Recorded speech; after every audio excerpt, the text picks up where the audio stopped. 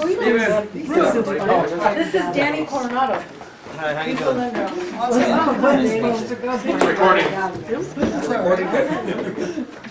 Okay. Lights though. We're gonna get going right now. You know what? I was just gonna. I know you can't see the screen. Just leave it on. Otherwise, I went down in a black hole. Okay.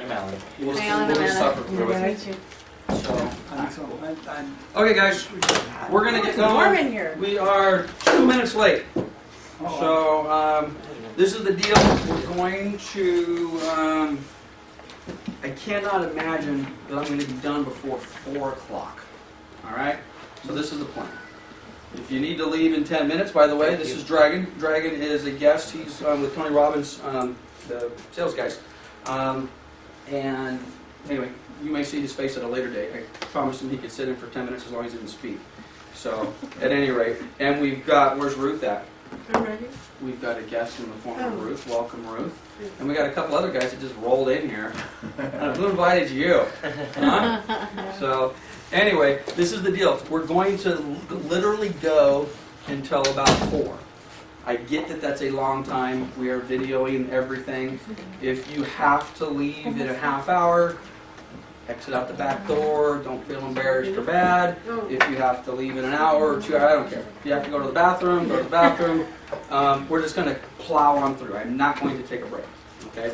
Because I want to cram all this stuff in. So if I'm here by myself between 3 and 4 o'clock, or if I'm here by myself between 1:05 and 4 o'clock, I'll be talking to myself, and then you can watch us on the YouTube channel later, okay? So this is the deal. I am totally unprepared. I will tell you, I watched, who sat in the class we did this a year ago? It was December of 2011, actually. I know Stephen was in here because I mentioned your name a couple of times. Anybody else sit in this class a year ago? No? Anybody see the YouTube video? Oh, really? Okay, interesting. Okay, well, that kind of bums me out a little bit because we do have a YouTube channel, guys, and we've got about 90 videos on it. This video is one of this class that we did a year ago is on there. It has 49 views in a year, considering we have 200 agents, and probably not so good. I would hope that there would at least be 200 views. And the reality is, of the 49 views, probably 5 of them are mine, because I watch my own video. What a freak! I'm watching my own stuff. So at any rate, this would be my suggestion. If you haven't seen the video I did last year, we're not going to take it off. We're not going to replace the goal setting and business planning video with the updated one. We'll have 2. We'll have the one we did in December of 2011, and we're going to have the one we're doing in January of 2013. They're not going to be the same. There's going to be a lot of similar content. It was funny, I watched it last night because I couldn't remember what the heck I did a year ago because I don't have a script. And I thought that was pretty good. It's actually a lot better than I expected. But it's going to be different. So I would encourage everybody in this room to watch the one that we did previously, and then maybe compare notes, and maybe there'll be some stuff on here you like. Anyway, this quote, if you were in our sales meeting a week ago, you saw this. Don't judge each day by the harvest you reap, but by the seeds that you plant. Robert Louis Stevenson. Okay? Pretty profound, huh? Big, big stuff. At any rate, that to me is the essence of what we're here for. Okay? Nobody in here has a job. You're all running your own businesses. If you don't feel like you're running your own business, you need to readjust. You know, this is not McDonald's. This is not the post office. You don't come in here at 9 and leave at 5 and take an hour for lunch and 2 15-minute breaks. And for those of you that have had a real job, who has never had a real job in their life? In other words, all they've done is real estate or some sort of sales job. Am I the only one? Okay. Well, I've had a couple of, Stephen and I are in a similar boat. I had, the basic high school jobs and, the college jobs, but in my entire adult life, all I've ever done is sales. I started selling full-time when I was 20. Never was told when to show up, never was told when to leave, when to take breaks. It's Saturday, you're supposed to be off, Sunday, whatever. So I very early on learned that there's nothing about this that's a job. Real estate profession is not a job. This is a business. You are running a business. I don't know the stat. Maybe somebody in the room does. What percentage of small businesses fail?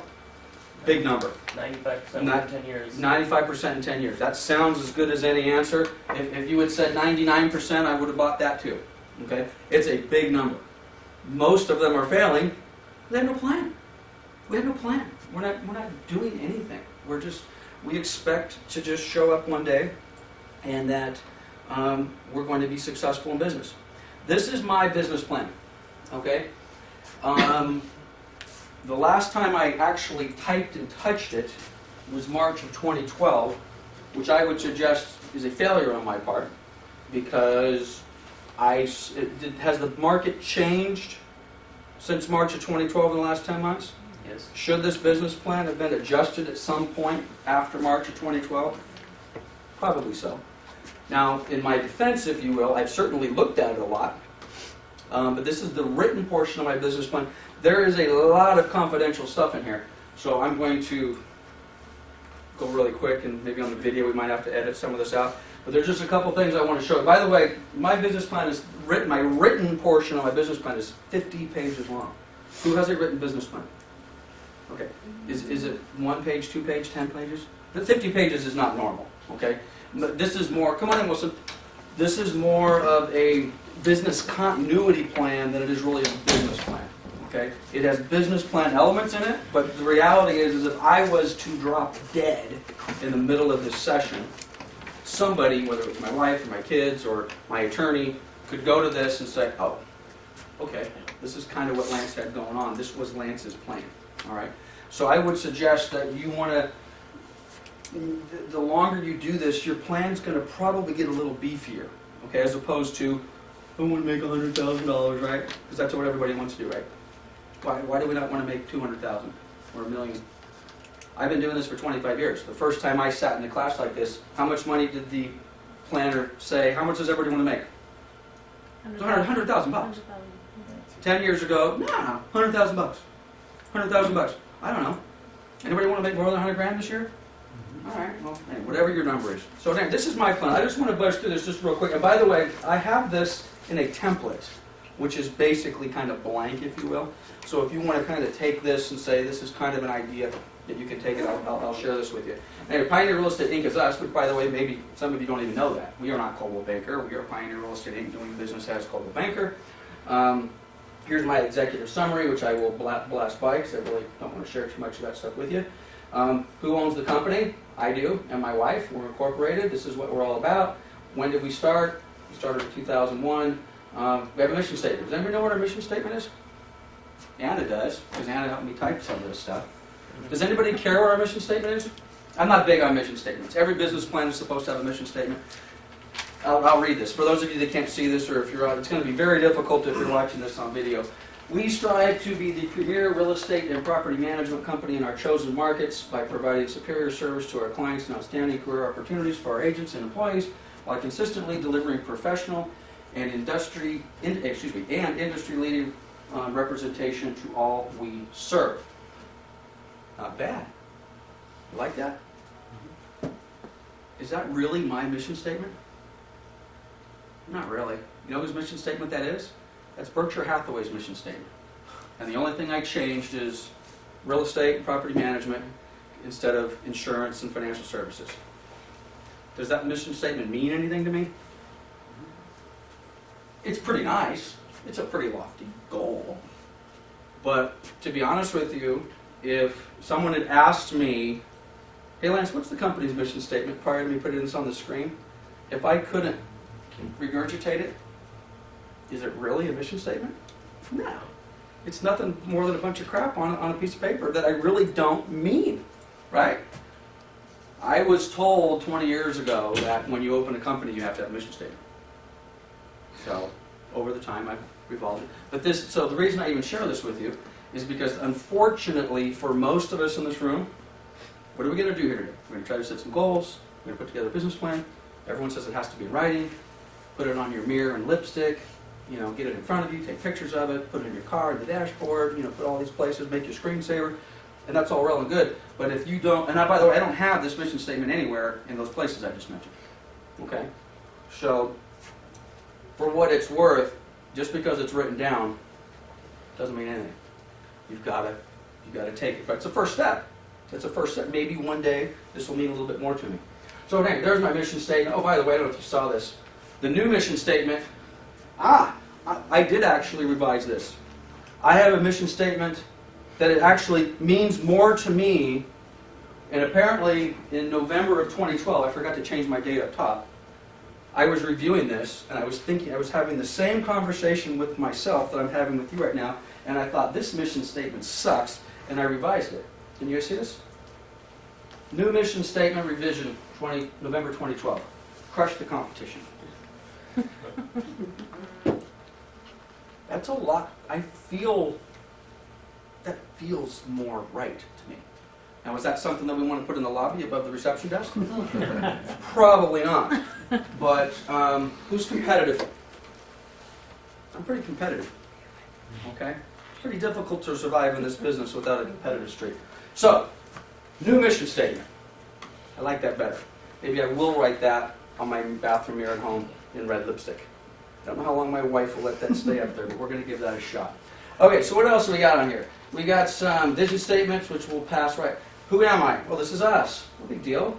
So you guys, what are you? Where are you? I don't know. Has anybody got a corporation or LLC? Or are you just all doing businesses as sole proprietors? Okay. If you're a sole proprietor, that's fine. But let it be known. I am Lance Martin, sole proprietor. This is how you get a hold of me. This is my plan. Do I have an assistant? If not, and there are agents in this office that have LLCs or they have S corps, and if you're interested in that, I'm really not the right guy to talk to. Talk to your tax advisor, right? But there may be some advantages. I don't think there's many for an individual agent. But if you go down that route, get that information in your plan. Let people know who you are, at least from the standpoint of a continuity plan. What are your DBAs? Anybody here have a DBA? Probably not. What else have we got? Oh, I got some important dates in here. What dates do I need to renew stuff? Okay, I've got a note to myself. I need to get all those dates. I don't want to get caught with my DRE license expiring, which it is, in 3 months. Okay, is it possible that I could forget about that? What's going to happen the day after it expires? Who's going to call me? One of you guys are going to call me and say, hey, trying to close escrow, they just pulled up our license and the broker's license is no good anymore and we just are out of business, right? So we'll talk about how to track that sort of stuff. Now again, business plan, mission statement, I don't know whether that, or goals, I don't know if that belongs in there, but that's where it is. This is, what are we going to do? If you want to know what my plan is for 2012, I need to advise this, but I put in here, what was my goal from office's perspective? Are we going to get bigger in 2012 or are we going to contract in 2012? And my goal a year ago was, I want to stabilize in 2012. A lot of craziness going on in the marketplace. I wanted to stabilize. I do want to, oops, I'm going to have to cut that out. Did anybody see that last part on there? Good. All right. Some confidential stuff on here we probably shouldn't see. So anyway, we're going to have offices here, there, and everywhere, and make sure we edit that out. Yeah. Okay. All right. Who's our sales managers? What are we doing with them? Do I like them or not? Let's buzz by that real quick because there may be some stuff in there that says I don't like this manager. When do we meet? What do we do? What do I need to do? I need to hire people. I need to hire somebody. Did I do this last year? Yes or no? What am I paying for things? All of this type of stuff needs to go into your plan. REOs. Do we do REOs in this office? Yes, we do. Who do I do it with? Well, these are the clients I'm doing business with. Okay. Now it's a year later, kind of. Am I still doing business with these people? Not all of them. Doing business with Fannie and Freddie and B of A. Atlas, kinda. Old Republic, eh. Half of these people are what? Out of business. A lot of these people are outsourcers. I was getting my business from outsourcers. These outsourcers don't exist anymore. Can I rely on this for future income for 2013 and beyond? Certainly not to the degree I did before, if not ever. So put that sort of, and again, you guys need to start thinking about your own plan. Who are your customers? Are those customers today? If you're getting customers today from a certain source, will you be able to continue to get those customers from that same source in 2013? Or you were getting a small amount of business from a certain source in 2012. Do you think that that will be a larger source? You can take some basic ones. Let's just take a silly one, open houses. Okay. Now you guys may decide you do open houses or you don't do open houses. Let's just pretend for a moment that 2012 was a source of business and revenue for you, or that open houses was a source of revenue for you in 2012. Do you think that's possible that could be a larger source of business for you next year? I see a couple of people nodding up and down. I don't know if that's true or not. I could agree. I could easily nod my head up and down as well. If you think that's true, you need to be that into your plan. You know, what are we going to do as it relates to the source of our business? There's some money stuff in here which I'll blow by, but you guys you need to have some goals. You need to have some goals, monetary goals. These are my monetary goals, which again I'm going to blow by. I was wrong, absolutely wrong, projecting a 20% increase in unit sales in 2012. Did we have a 20% increase in unit sales in 2012? We did not. As a matter of fact, are you ready for this? Guess how many houses did we sell in 2011? Anybody know? 925 properties. That's how many houses we sold in 2011. And we want to take a stab at 2012. 935 properties. It was a less than 0.5% difference. 2012 was literally a mirror image of 2011 as far as unit sales were concerned. Okay? So, is this a problem? I was wrong. What about this? Now, when this statement was written, this was written in 13 months ago. I also said no significant change in median sales price. Was I right or wrong? I was wrong.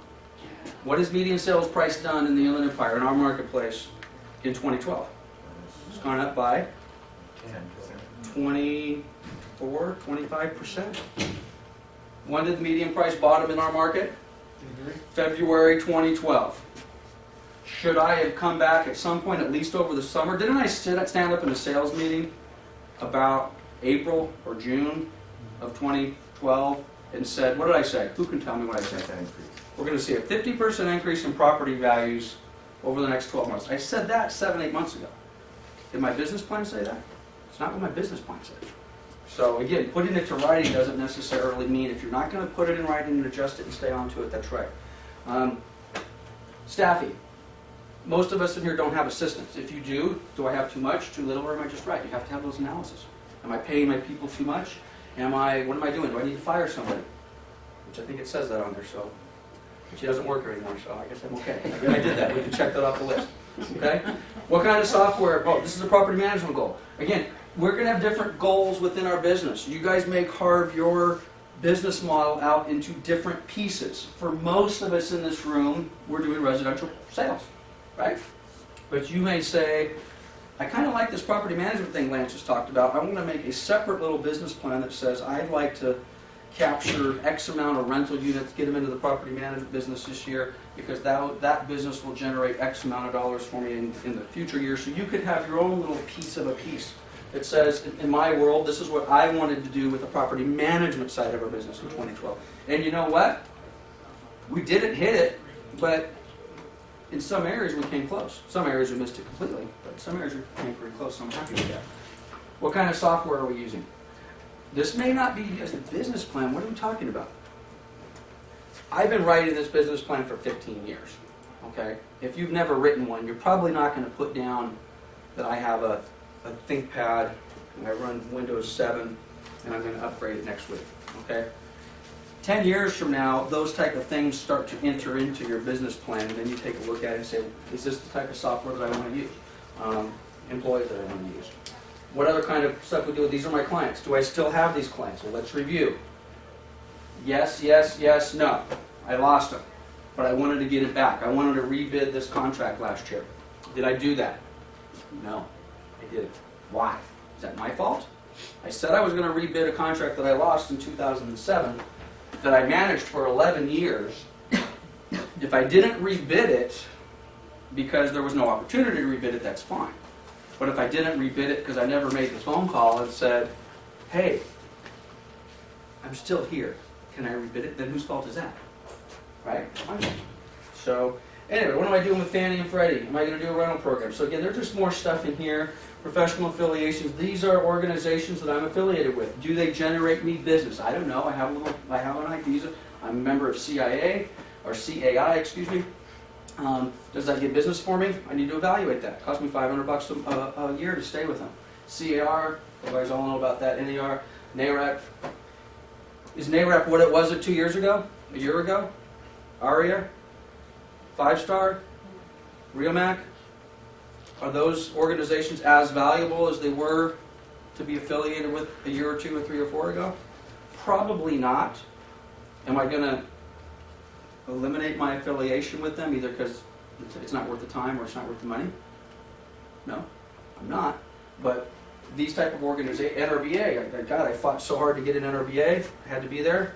It's not exactly what I thought it was. Am I going to participate? It's going to cost me $4,000 a year to be affiliated with that NRBA company. Do I want to stay there? So those are the type of things you want to put in there. What else have we got here? We're going to do escrow. We want to do escrow. We do have a budget. Are we going to spend any money on marketing? Accounting? What else do we got in here? Business consultant. This is a whole bunch of stuff. I'm going to get off the screen real fast. But you might want to put comments in here about people. Okay, there's nothing on there sensitive. I have everybody I do business with at Coldwell Banker Corporate. I have their name, who they are, and what I think of them. Okay? Good, bad, or otherwise. This person is an asset. I need to continue to develop that relationship. This person is necessary to know. I need to develop. And, by the way, he's a jerk. Okay? Now, in part, not that I can't remember that stuff, but what did I talk about earlier? If I drop dead tomorrow, I want the next person behind me in my corporation to sit back and know what I thought of that person, because they're going to come in contact with them and they're going to read it. And they could say, oh, Lance was just crazy, he's a great guy, but at least they'll know. You guys need to do the same thing, to a degree, and some of that might be about me. I'm working with Lance today, but I think my business plan is to exit stage left. I want to go do my own thing. There's another company out there that's better, and this is why. Or not. Okay, I think Lance is great and the company is great. I'm going to stay here. My immediate plan is to stay here and develop a relationship with Coldwell Banker Pioneer forever. Okay? Those are the type of things you want to kind of regurgitate, in my opinion, and get into your plan. What are my franchise stuff? So again, now you can kind of see where my business plan is 50 pages long. And we're only on page 19. So let's just keep scrolling through here. Who's my attorney and why? Who does my taxes? Anybody do their own taxes in here? A couple of you? Okay. Well, you're either smart at that stuff or you're not making enough money. Okay? Hopefully, your guys' goal should be to make so much money there's no way you want to do your own taxes. Okay? You know, get a tax guy. You know, if you can do it on a 1040 easy, your business plan and your goals probably aren't high enough. Okay, so get your tax guy down there, whoever does your stuff. Where your insurance, E&O coverage, and on and on and on. Where am I going to go? This is an important part of my business plan. This is my travel that I have scheduled for, actually, take that back. Yes, this is last year's. I haven't updated this. I normally do this between Christmas and New Year's, and guess what? This year I didn't update it. This is where I went last year. Am I going to go to these same places again this year? Probably. I missed New York. I'll do this meeting. But the Gen Blue is going to be in New York later this year. Are these meetings important? Are they valuable? Why do I go there? I go there for forecasting, prospecting, gathering, prospecting. By the way, what am I doing here today? Am I teaching a class? Am I a teacher? No. I'm an instructor. I'm a broker owner. That may be what you think I'm doing. Or if you're watching the video, you went to the training section to get training. I am not training you today. I am retaining you today. Or if you're an agent that doesn't work in this office yet, I sent you to our YouTube channel and said, hey, watch this. I'm recruiting. This is not about training for me. Okay? It might be about training for you, but that's not what this is. This is for me. I am prospecting. Now, if you're already in this room as a client, then, okay, well, then it's about retention. Who's worked in this office for more than a year or two? Okay, part of my job, or any point of time, who works in the office? There's half of you in this room currently work here. Okay, I'm training you, but you know what? That's not my goal. My job is to retain you. I want you to stay here. It's easier for me to keep Wilson here than it is for me to go prospect and bring Wilson here from somewhere else, right? So it's all about prospecting and retention. You guys need to have the same exact set of mind frame when you're going through this. So this is some stuff I'm going to do, how much money I spend on it. Disaster recovery plan. What happens if I die? This is probably confidential, but what the hell. My dad's got a broker's license and Tom has a broker's license, so if something happens, or DRE comes in and chops off my right arm and says, you've been bad, you can't be the broker anymore. Well, These are your new brokers, okay? They're ready, they're on standby. So, anyway, what else is going to happen? What do I do with, that sort of stuff? So, just a little different than a business plan that you might have been thinking of in a minute. You got to go, Dragon. Thank you. Call me. Okay, bye. Thanks so much. Good to see you. Awesome. All right, we'll be talking to you soon. What's my technology plan? What am I going to do? What am I going to change? Something about phones in here. I think I said, I've got to finish the phones. Did we do it? Thank God we finally finished the phones. It was a goal of mine. A goal of mine was to finish the phones. We finally got it done. It took us forever. So anyway, you get the idea? Let's just quickly go through some other software stuff I want to do. I got some work with Google Places. I want to do some different stuff with LeRouter in the call center. We kind of failed on that, to be honest with you. I was concerned about bulk sale and rental pilots, right? Pardon my language. I'm a little salty in my business plan. Okay? This is my business plan. I don't normally share it with anybody. So, if you can't read that, good. All right? But I'm very candid in my thoughts to myself. Where is my money at? Company money, that is. What do we do? What kind of websites do we have? By the way, this should probably be in your plan. Do you have a domain? Who has an email address that is like .gmail, .yahoo, .msn, .aol? Okay, put it in your plan to get rid of it. Okay? We are in the real estate profession. You need to be Wilson at wilsonquispe.com or toprealtor.com or something that projects that you're in the real estate business, not AOL.com. I don't want to put anybody on the spot, but if you have an AOL.com email address, you are projecting a message and you may not even realize it. And the message is you are a dinosaur. Okay? I personally feel the exact same way about Gmail and MSN and Yahoo and all the rest of that sort of stuff. Okay? How much does it cost to go out and get a domain? StephenAmaya.com or Stephen Sells, which I don't like those, to be honest with you. I don't like the #1realtor.com. I think that's very tacky and corny and all the rest of it. But get something professional, even if it's your name or some version thereof. So put that in there. Again, recruiting. This is some stuff. Okay, you could just as easily apply some of these things to your own business plan. I'm spending $279 a month for a recruiting tool called Brokermetrics. Most of you have seen it. What are you going to spend your money on? What are you going to spend your money on? Not for recruiting, but for prospecting. Staff. Again, what do I do with some staff? Marketing. There's a different page for websites. This is my SWOT analysis. I probably don't want to share this, but what the heck, it's on the screen. Anybody know what a SWOT analysis is? SWOT. It's an acronym for strengths, weaknesses, opportunities, and threats.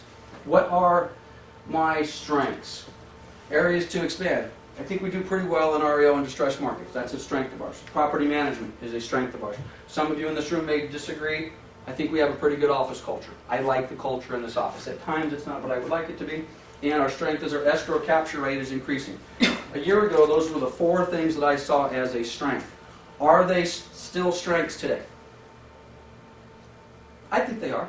Now we could argue whether or not the distressed property market in the REO is as strong for our office and me personally as it was before, but I think these are strengths. Where am I weak? I should probably be careful here. Management. I'm weak management, including myself. I am a terrible manager. I'm not a good manager, and I'm not a good manager of employees, and I'm not a good manager of agents. I don't have patience for any of you. I don't. I just don't. I need to work on that. It's a big problem of mine. And another weakness is, my payroll is too heavy. Too much of an overhead. I need to cut it. Did I cut it this year? I got somebody who felt that cut sitting in this room watching the video. Yeah, I did. Okay.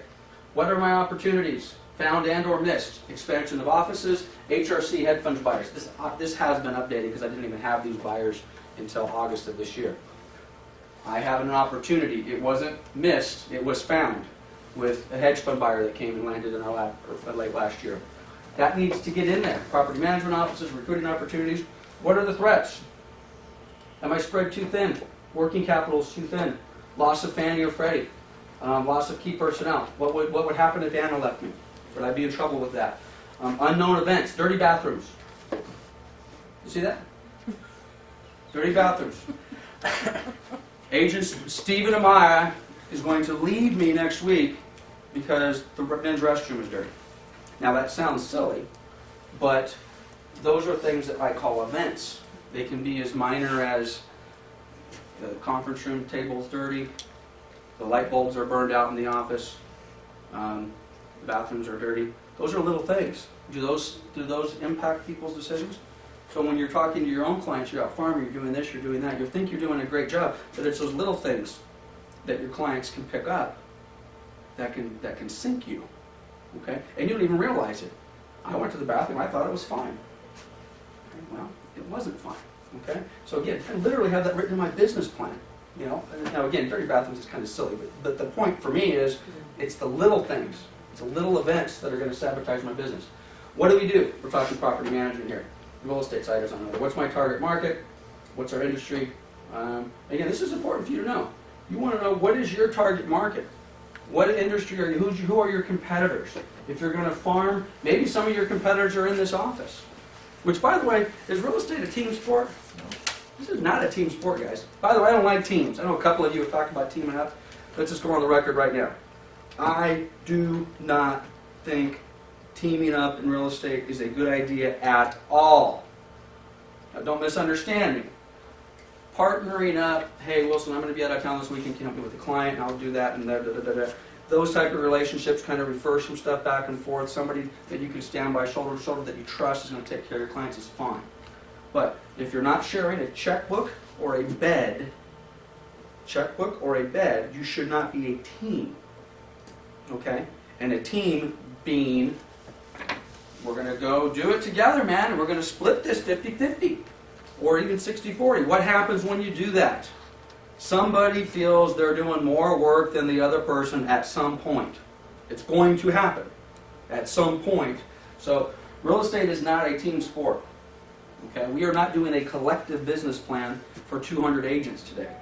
You guys are going to do your own business plan. You're going to focus on what you can do, and you're going to make it accordingly. So, and again, you may assess your competition. You know, who do I need to compete with, and why? And are they really competition at all? You know, depends on what market you're in.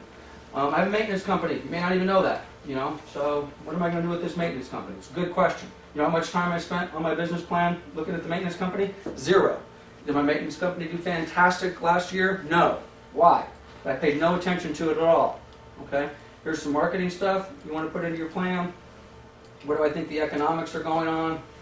What else we got here? Some products and service. Who my customers are. Where am I? Gosh, I'm only on page 37. Are you kidding me? What else are we doing here? Management and organization. Yes, I wrote almost all of this myself, guys. It takes a while. Okay. What's my financial plan?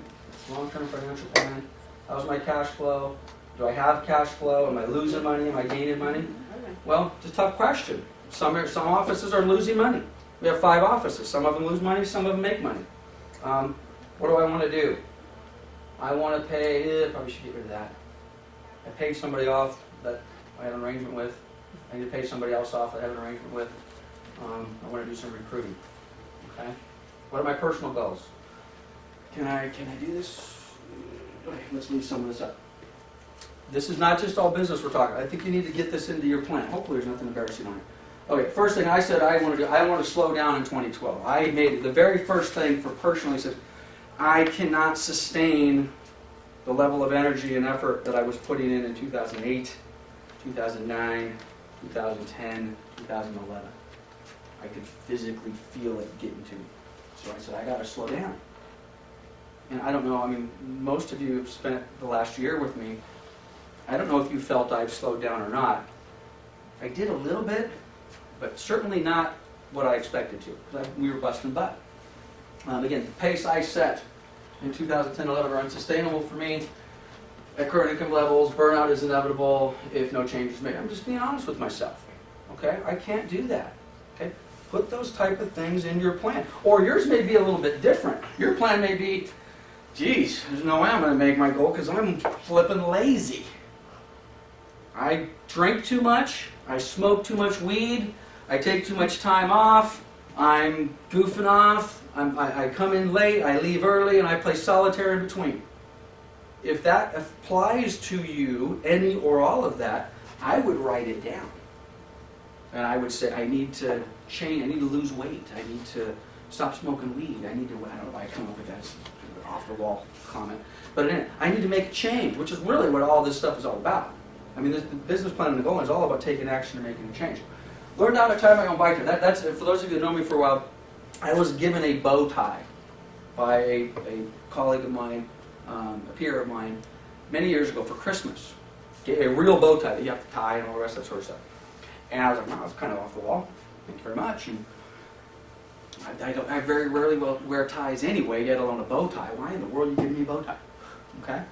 So about 2 months after Christmas, the person who gave it to me called me and said, well, have you learned to tie your bow tie yet?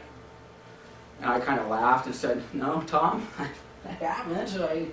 I guess I'm waiting for the formal to come. He says, it ain't about the damn bow tie, Lance. It's a metaphor, you idiot. He says, you need to learn to tie your bow tie. And I'm like, wow, what are you, okay, Tom, click. I have no idea what the hell he's talking about. So he calls me back a month later, did you learn to tie the tie? And I'm like, oh, here we go again. I said, Tom, help me out. I'm a little slow. He says, it has everything to do with your business, okay? We delegate certain things in our business, okay? When you get bigger and you start delegating, Wilson's going to do this for me, Stephen's going to do this for me. Now, for the most part, it has more to do with running a larger company with employees and all the rest of it, but you guys are going to have the same thing. Hopefully, your income goals are going to be so large that you're not going to be able to do it yourself. You will have a team around you. You will have an assistant. You will have a marketing person. You'll have your own little team of people. What this is for me, and what it could mean for you, is if you have somebody that does that thing for you, you had better know how to do that thing as good or better than that person that does it for you. Because if that person stops doing it for you, and you don't know how to tie, if the person that ties your bow tie for you goes away, and now I don't know how to tie it, am I in trouble? Now again, right now in your current place in life, you may not have anybody as it relates to your business that really has any impact on you. But if you start to grow, you're going to become dependent upon. I'll use Anna for Anna. Anna is a good example. Anna's worked, how long have we worked together now? 6 years. 6 years. There are things that Anna does for me now, to be honest with you, that number one, I don't even know what they are, and there's probably a few that I don't know how to do. I got a bow tie problem, okay? Now that doesn't mean I'm going to start doing all of it, because I do too much as it is, but if you're going to delegate that stuff in your business, you better know how to do it. Okay, so for me, what I was telling myself, I had a realization last year that said, oops, learn to tie your damn tie. And if you go into my office right now, hanging on my computer monitor, what's hanging on my computer monitor? There's a bow tie hanging on my computer monitor to remind me every day, know what the hell is going on in your business. I wanted to spend 2 weeks at Lake Powell, which I did. I wanted to spend a week in Tahoe, which I did not. 2 weeks alone with my wife, that's a whole other story, which we did, but didn't go the way I thought. I want to get back into my karate class. This is a really good example. Who of you know that I taught a martial arts class for 20 years? Nobody. Because for the last 16 years, I haven't done it. Why am I telling you this story? It's just like prospecting. It's just like anything else in your life. 16 years ago, I said, I know I'm a little too busy. I need a break. My kids, this, that, the other. I'm going to take a break from martial arts for 6 months. After 6 months, my batteries are going to be recharged. My kids will be 6 months older. What the heck was going to happen in 6 months? My relationship would be better with my wife. Whatever it was, I don't know. So I stopped with the goal of going back in, start teaching and working out again 6 months later. That was 16 years ago. I'm 46 now. I stopped when I was 29, 17 years ago. And I started when I was 9. I did martial arts from the time I was 9 to the time I was 29. I loved it. A hell of a lot better than going to the gym. We're going to talk about that in a little different context a little bit later. Anybody catch this? Did I do that? I didn't. If you can't read that, enter and finish the Baja 1000, the 2012 Baja 1000. I did not do that. Wait a minute. Business plan modified. Now, if we're in this class a year from now and it's still there, then you can start calling BS on me. I'm writing stuff into my plan that I don't mean. I mean this. most people who know me closely don't think I mean this because it's a little random. I mean that. I'm going to do this. I'm going to enter this race and I'm going to finish this race. And right now, damn it, it's going to happen in 2013. So I've got 10 months to make that happen. If I don't start working on it now, is that goal going to happen? And then what am I going to do next year? I'm going to do this. Change the date. I'm going to do it. But I'm not going to say right now I'm going to do it in 2014, because then if I say right now I'm not going to do it this year, I might as well change it right now. Right? If I'm not committed to doing this in 2013, and we're going to talk a little bit more about this in a minute, don't put on here you're going to do it in 2013 unless you think you're going to do it in 2013. Don't kid yourself. Don't put it on there knowing full well you're going to change it and you're not going to do it. Okay, so put your personal goals down here. What do I want to ponder? Can I talk about this? I do. These are things for me. You may not know Bill Geary, but Bill Geary was the former owner of Coldwell Banker Town and Country, who lost those companies, went bankrupt. Pretty successful guy. Keeps me humble a little bit. Guy seems to be a lot brighter than I was or am, and he had a very successful company that failed. Okay, something for me to think about. You know, what are we doing? What am I doing in my plan? Other stuff. Okay, I think we're getting close to. Do I have anything of super importance down at the bottom? I have an exit strategy. What is? Oh, by the way, we're going to talk about this. Part of a business plan is what is your business going to look? What do you want your business to look like? And then, will you know it? Will you know when it's done? For example, for maybe an individual agent, your goal is I want to consistently be able to close 50 escrows a year, and I want to have a couple of assistants, and I want to have the corner office, or I want to have my own office. You know, I want to be, John Smith Real Estate. What does your company look like this year, next year, maybe 5 years from now? Are you still here with Coldwell Banker? Is part of your business plan to use Coldwell Banker as a stepping stone to go to whatever the next? And if that's the case, that's true. I mean, it might sound odd coming from me. I don't want anybody to leave. But if that's part of your plan, that I'm going to be here for 4 or 5 years and I'm going to go do my own thing, I'm going to open my own company, then get it in writing. And then what do you do when you're done? Most of us are thinking, well, geez, I'm trying to get started. What am I going to do when I'm done? Well, do you have an exit strategy? I don't know what my exit strategy. I don't know whether this is both of my kids. I don't know if they're. I mean, Drew obviously works in the office. I don't know if he really wants to do this or not, but that's something that I'm going to have to start figuring out. Do you really want this business? Do you enjoy this type of business or not? So what is the transition plan? And we got a couple other things. Okay, so that is, for lack of a better description, my business plan, an abbreviated version of it. Now, I would suggest don't even think about a 50-page. Nobody in this room today needs a 50-page business plan. If you have 1 page, you're doing fine. Okay, these are my goals. This is how I'm going to get there. 1 page will turn into 2, will turn into 3, so on and so forth. So let's get going here. By the way, we haven't even started yet. That was just the warm-up. So those of you that are already exhausted or bored, here we go. Okay, what's the plan? Anybody recognize this? This is the little line drawing of the Titanic. Okay? So, the plan, you guys have to have a written plan.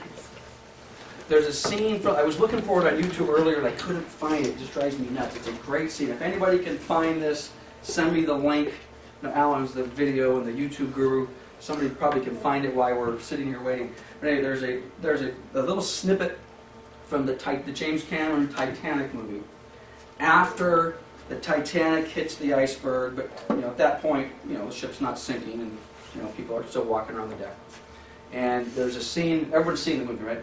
Okay, there's a scene after it hits the iceberg where the captain and a couple of the crew members, and I think it's the engineer or the builder of the boat, are all sitting in the captain's office, and they got the plans for the Titanic laid out, right? And they're talking about what's leaking, what's coming over the bulkhead. It's bulkhead number 1 and number 2. And the captain or somebody says, well, this it's not good. But basically, the gist of it is, well, it's okay. We can't sink. and the engineer slash builder slash, the technical guy on board, I think I wrote it down, says, I assure you this ship can sink. And then I think the rest of the line is, and it will. Okay? I love that scene in that movie. I'm really bummed out I didn't get that clip. So for me, and I don't know about you guys, I watch movies like this and little lines like that hit you on different levels.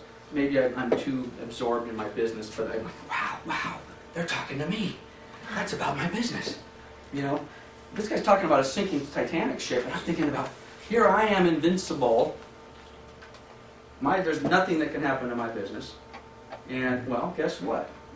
Yes, your business can sink, and it will sink if you don't make the appropriate plans and all the rest of that sort of stuff. I just love that analogy. Okay, we're going to talk about a personal action plan.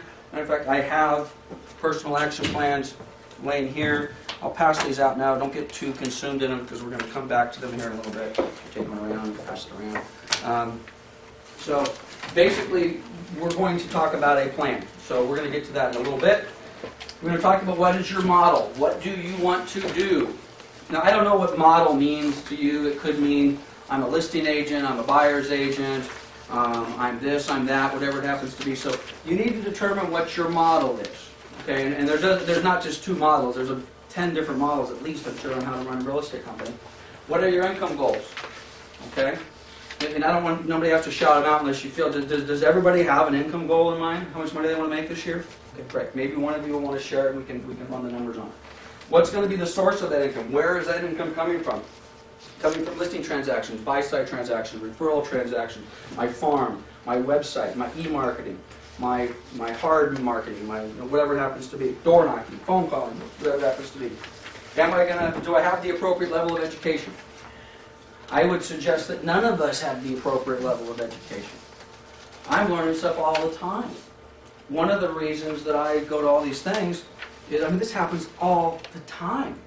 A newer agent will come to me, ask me a question, I'll give them an answer, which I thought was right, and then they'll say, yeah, but I thought I just heard, and then I'm like, wow, now you got me doubting myself. Where'd you hear that? I was at the IVAR class last week. There was this goofball lender over there. Just telling us, I'm like, I think you're right. And then I put my tail between my legs because I'm the broker or the owner or the manager. I'm supposed to know these things, right? And then I go back and I say, wow, look at that. I just learned something from some guy who's never sold a house before, but they were at the more current education. So don't kid yourself. Stuff's always changing. So educate yourself. Advertising, marketing, what are we going to do as it relates to our business plan?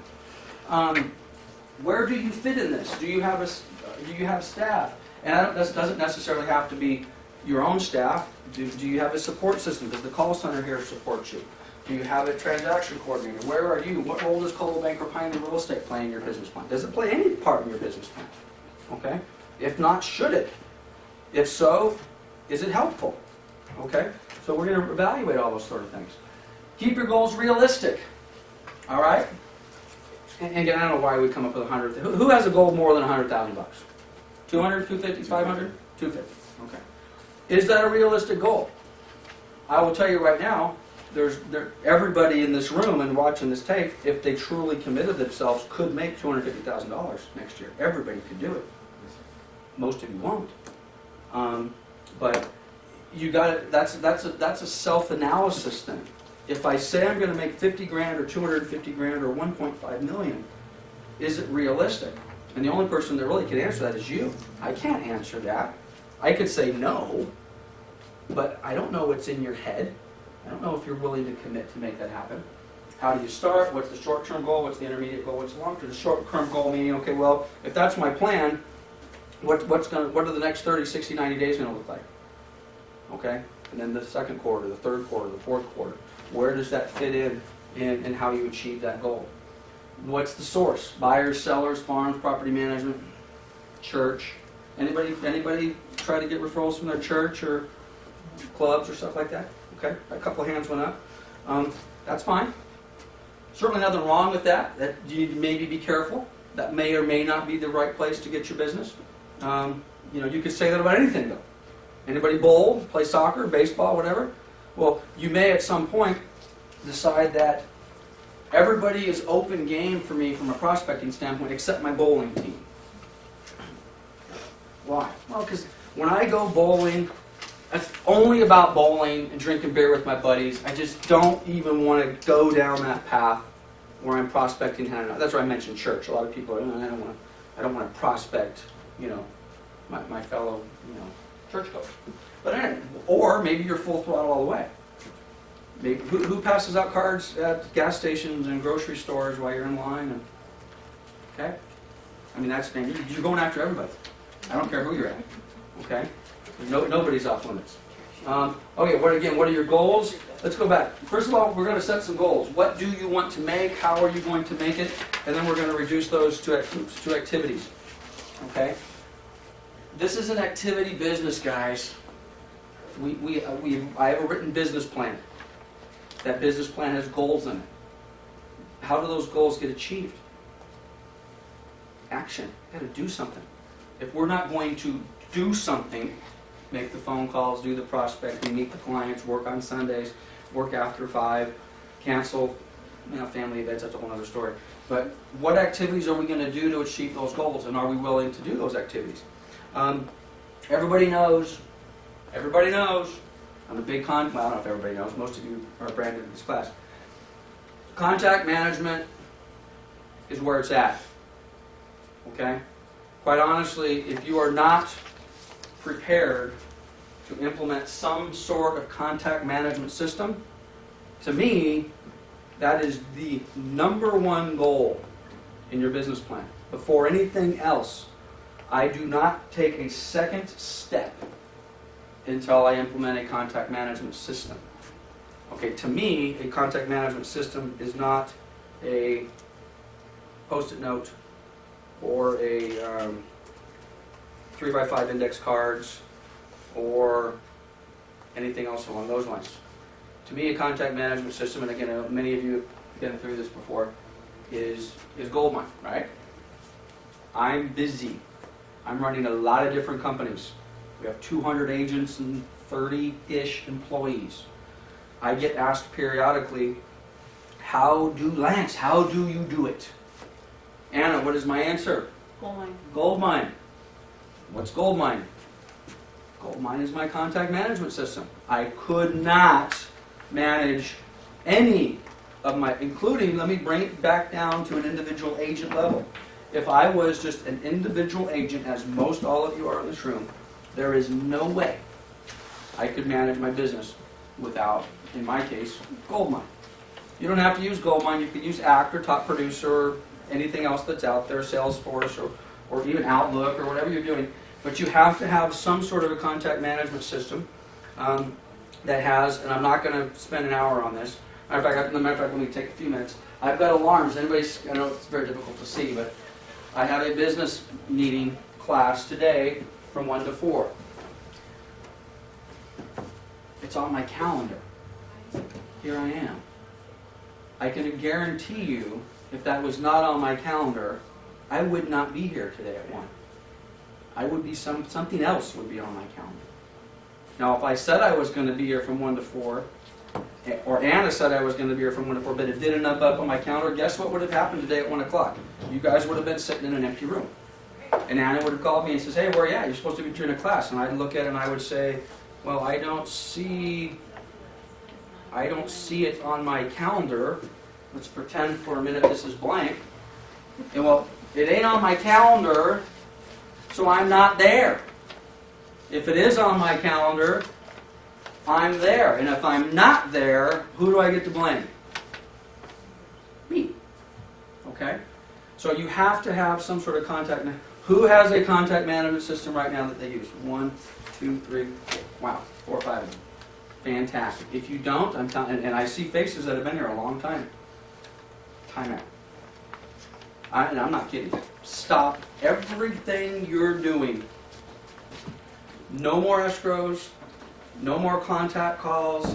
No more prospecting. No more listing appointments. I don't care what you have scheduled. I don't care if you have an appointment with a guaranteed listing tonight at 5 o'clock. You're not going. You're not going. You're canceling that appointment. You're going to call them up and you're going to say, I'm very sorry, Mr. and Mrs. Seller, but I don't have a contact management system, and therefore I can't meet with you tonight.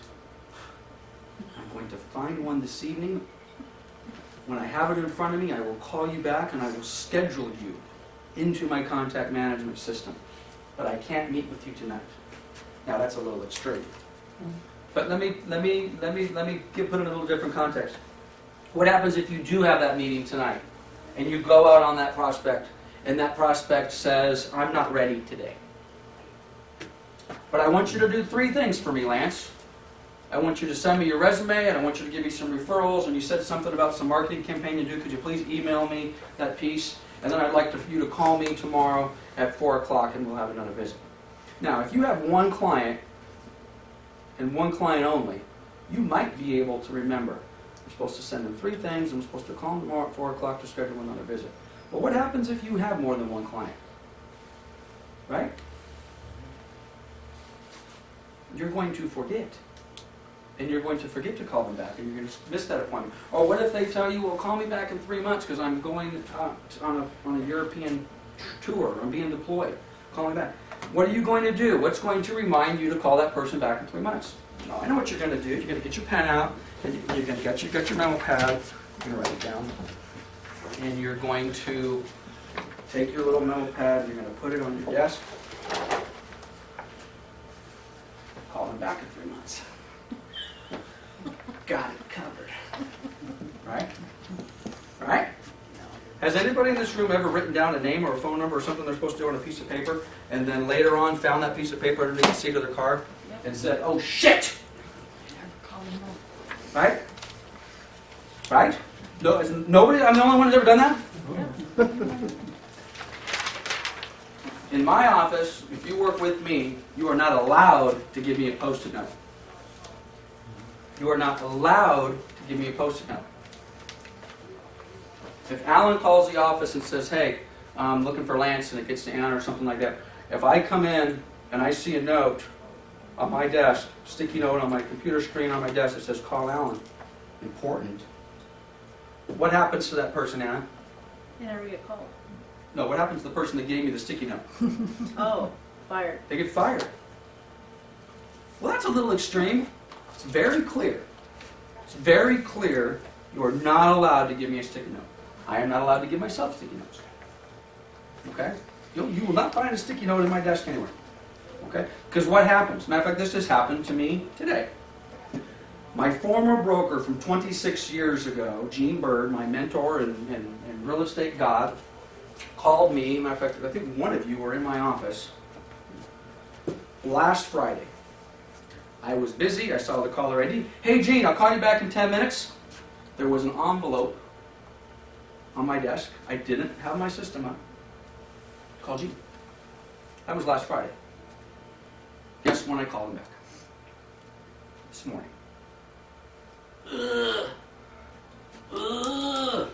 Now, again, if Gene was the only call I had and I was busy, and maybe for a few, you're like, man, this sounds a little ridiculous. Come on, I can know. I mean, I can handle that. Then all I can say is you're not busy enough. You're not busy enough. Because what I should have done is I should have came up here, and even though I was on the phone, I should have said, Gene, hold on a second. I want to call you back in a few minutes. But I haven't. Let me make sure I got you. And look at this, by the way. Look what I did. Now, it's a little hard to see up here. But I actually already scheduled a follow-up call. But the day I did it, I didn't do it. But now here's the call. Follow up with Gene this morning at 17. Okay. Now the good news with this. Now there's still failure in this. The failure is, by the way, let me show you the failure. Here is today's calendar. Full disclosure here, we're all friends, right? Okay. These are actions that need to be done. When do these need to be done? Today. Are you with me? Can you see what's going on here? What's happening here? Do I have a problem, hands? Not humanly possible. Not humanly possible. Okay. But the good news is, a lot better than a sticky note. Okay? Now, whether I can humanly possibly call all of these people back is pretty obvious. I have a calendar problem today. I need more help. I need another Anna. I need another Debbie. I need a Mike. I need some help. Okay? But the good news is I know I need to call them. I don't have a pile of notes sitting on the desk, or I don't have a memo pad that never gets called back. I know I need to call it. Does anybody know Hilda? Anybody put in a good word for me with Hilda? Hilda works at Beechwood, and she's an agent. She's a prospect. I need to call her back. I want Hilda to come work with me. Melissa talked to her, and she said she's not interested. Well, I don't care. I want her to come work with me anyway. So I'm going to call her tomorrow, right? Now, I just moved her over to my calendar for tomorrow, which means nothing if I don't do what? Call her tomorrow. So at any rate, I could go on for days about contact management, but the bottom line is, if you do not have a contact management system in place that says, call Wilson, Tuesday at 10, appointment with Stephen next week at 9, sales meeting, whatever it happens, you are wasting your time. And especially because part of what we're going to be talking about is what? Activities. Right? It's all about activities. I am going to go back to my contact management. I can't stand it. I'm sorry. Some of you will get a kick out of this because it wouldn't be the first time you've seen it. This is today's calendar. What does that say? Lance Martin, CCAC, Canyon Crest Athletic Club. Skiing. Could be snow skiing, could be water skiing. Walk my dog, 190. What does that mean? It's an appointment, by the way. This looks pretty familiar to most people. I hope you guys understand what this is. This is a calendar. Dates, times of the day, people to call. Is this foreign to anybody? Thank God. From 6 to 8, what was I supposed to do today? I had an appointment. This to me means I go to the Canyon Crest Athletic Club, I go water skiing, I walk my dog, and by the way, what's 190 mean? $100, and everybody can guess what the 190 is. How many times do you missed? Nope. One more try. 190 minutes. Nobody gets $100. Pounds. Put your weight down. I want to get to 190 pounds. Okay? And I ain't going to get there without going over there. Yes. Is that what you were thinking? Yes. Come on! Nothing ventured, nothing gained. Okay, this is the challenge. Today it is now, what time is it? Oops, wait, I'm on the wrong day. Oh, wow, this is tomorrow. Tomorrow I'm supposed to go. Let's go back to today. Well, what's on my calendar for today? Forever. Did I do it? No. Am I going to do it tonight? Well, let's see. Do I have an opportunity to do this tonight? Well, let's see what happened today. I met Norm Cox at the sales meeting in Claremont. How'd it go? I did go to that. We completed it. It was a good meeting. Or, it was a crappy meeting. It was this, it was that. There were some problems. Okay? Now, I want to follow up with Norm. Something happened at this meeting today, which was important to me. So I'm going to schedule a call to Norm. So I want to talk about, what was that guy's name? That sales guy that was there this morning? Nick? I have no idea. I want to talk about Nick, the sales guy. Okay? And when am I going to call him? Well, today ain't going to happen. I'll call him tomorrow. Contact management, right? Boom. So what do I have on my calendar tomorrow? I have a call to call Norm tomorrow to talk about what happened at the sales meeting today. Put this in the context of your door knocking. I'm knocking on the door. Mr. Owner, Lance Martin, Coldwater Pioneer Real Estate. I was in the neighborhood today. I was looking at property around this block. Nice neighborhood, looked kind of similar to yours. It was listed for $190,000. I see that you're a possible short sale candidate. Looks like there's a default been filed. The property is pretty similar to yours. That one's listed for $190,000. I think it's going to sell for $190,000. Have you considered possibly doing a short sale? I think I might be able to get you $190,000. What do you think? What do you think? What do you think? What do you think? Something like that. Okay. Are you okay? I'm fine. Somebody knocked. Oh, no, I'm fine. Thank you. There's our prospect. So it's amazing what happens. You knock on doors, people come. Okay? So, at any rate, so let's suppose who's doing what I just described in one form or another. That's an activity, by the way. That is an activity. That's what this is all about. one of our activities may be short sale prospecting or door knocking. Everyone loves door knocking, right? I got to tell you, you love door knocking if it makes you money. If you door knock and it doesn't make you money, you hate it. If you have success door knocking, it's amazing how much you will enjoy going out and breathing some fresh air, knocking on doors in beautiful insert city here. Now you do it for 2 months with no success. There ain't nothing good about knocking on doors in fresh air anymore, right? But let's suppose I knock on the door, let's suppose Janet answers, and let's suppose Janet gives me a ray of hope. Well, 190. Last time we thought it was like 140. I didn't know values would come up that much. Maybe, honey, maybe we're not a short sale anymore. Okay? Maybe that door knock turns into what? Some sort of follow-up. Well, let me get my, just a minute, Janet. Let me write your information down on my yellow pad. And I'm going to call you back. Now, if you stop right there, and you go right back to the office, and you get Janet's information, and you call her back, then I guess you're probably okay, you don't need a contact management system. But normally when you're out door knocking, you're knocking on door after door. Be honest, and I'll know if you're lying. If any of you have ever knocked on more than 10 or 12 doors in a day, and I'm not talking knocking just starting on one and then going to 2, 3, 4. I'm talking strategic door knocking. Okay? Because if you're just going to do one and then go to the next one, you can knock on how many? Well, we'll see who's done it. Who has done that? Who has started on 123 Main Street at address number 1?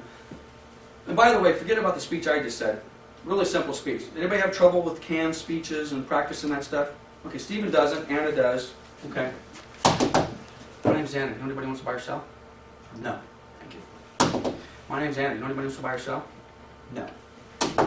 My name's Anna. You know anybody wants to buy or sell? Can you remember that? Is that a great speech? It's better than 90% of the agents in that bullpen. Because you know what they're doing? They're not doing anything. If you just literally knock on doors or call people all day or stand at the gas station or go to the grocery store and you just start handing out cards. My name's Lance. Anybody wants to buy or sell? My name's Lance. Anybody wants to buy or sell? My name's Lance. Anybody wants to buy or sell? The most crappy sales speech you've ever heard in your life.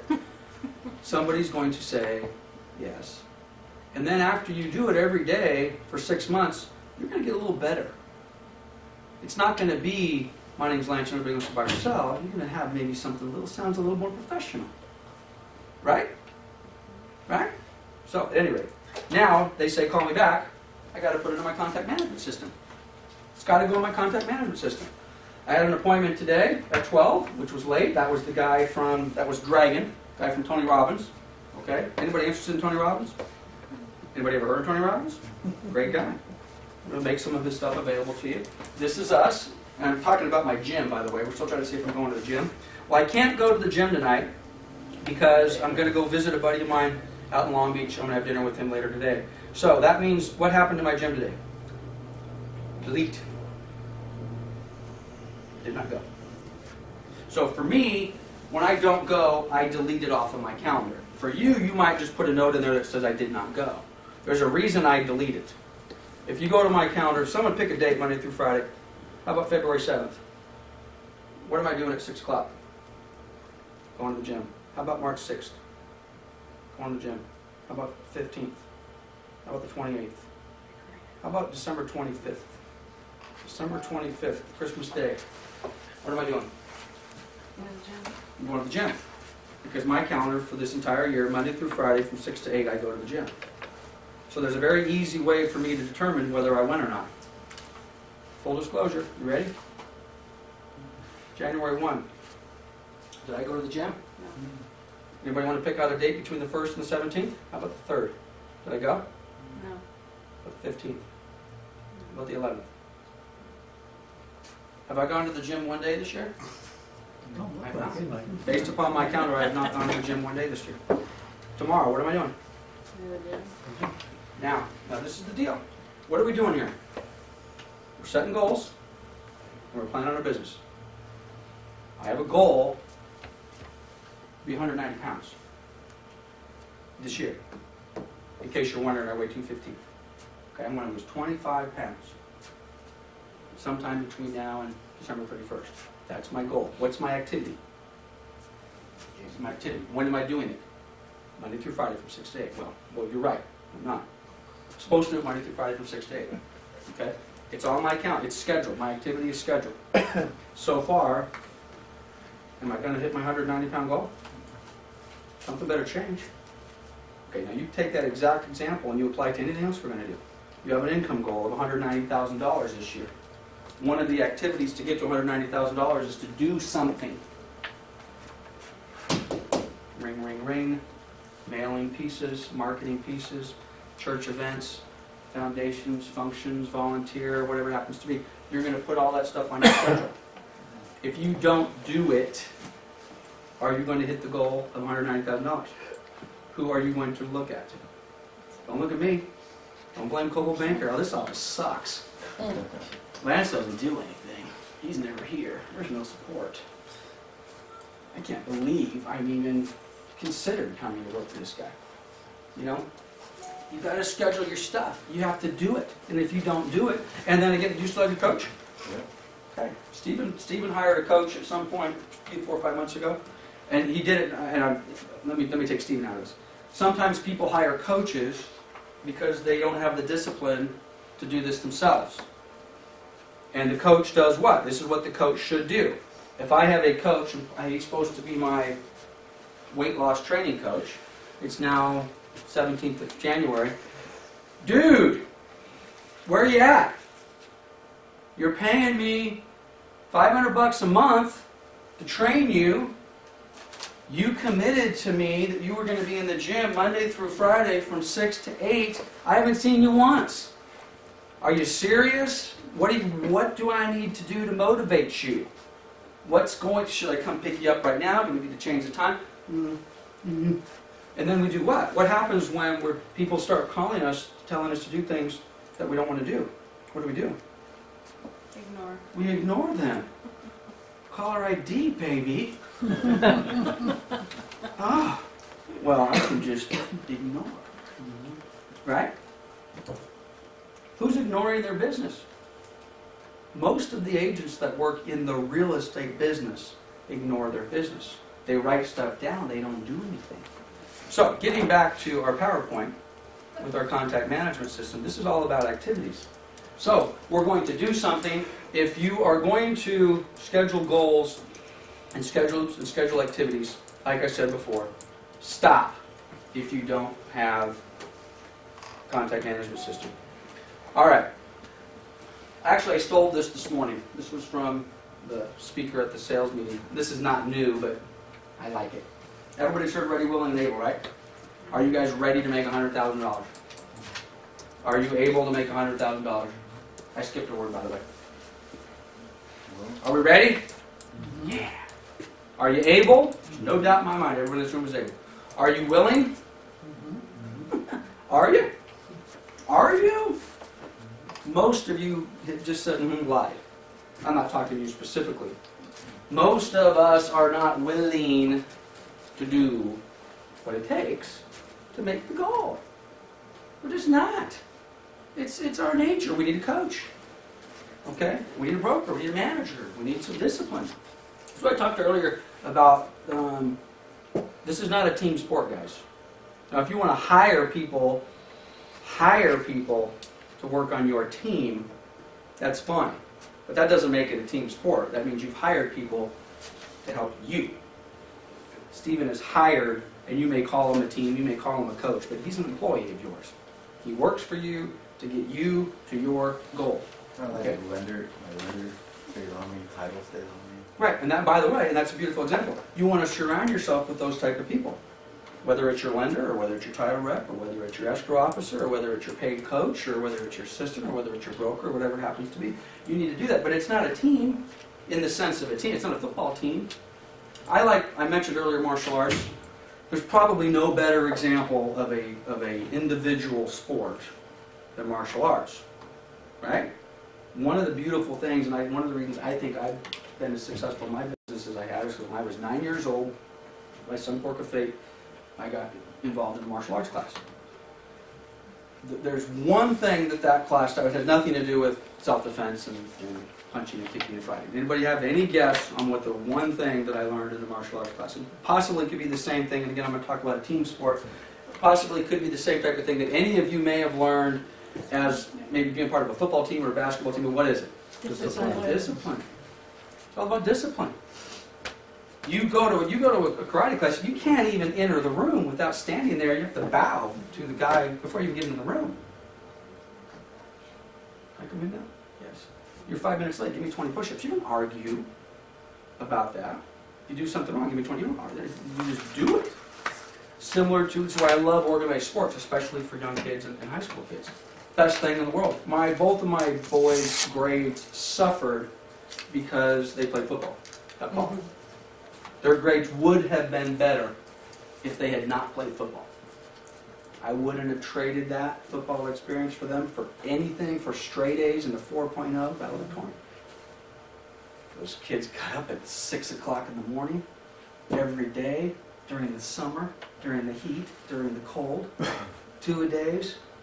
The discipline and the commitment that they learned from doing that, in my opinion, is better than them being 4.0 and brilliant calculus people.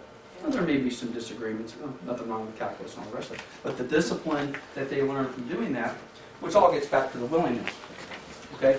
Are you willing to do what it takes to reach your goal? If you're not, your calendar will look something like mine when it comes to the gym. I think I'm a pretty disciplined guy with certain aspects of my life. In some areas I'm not so good. I struggle with that. Okay?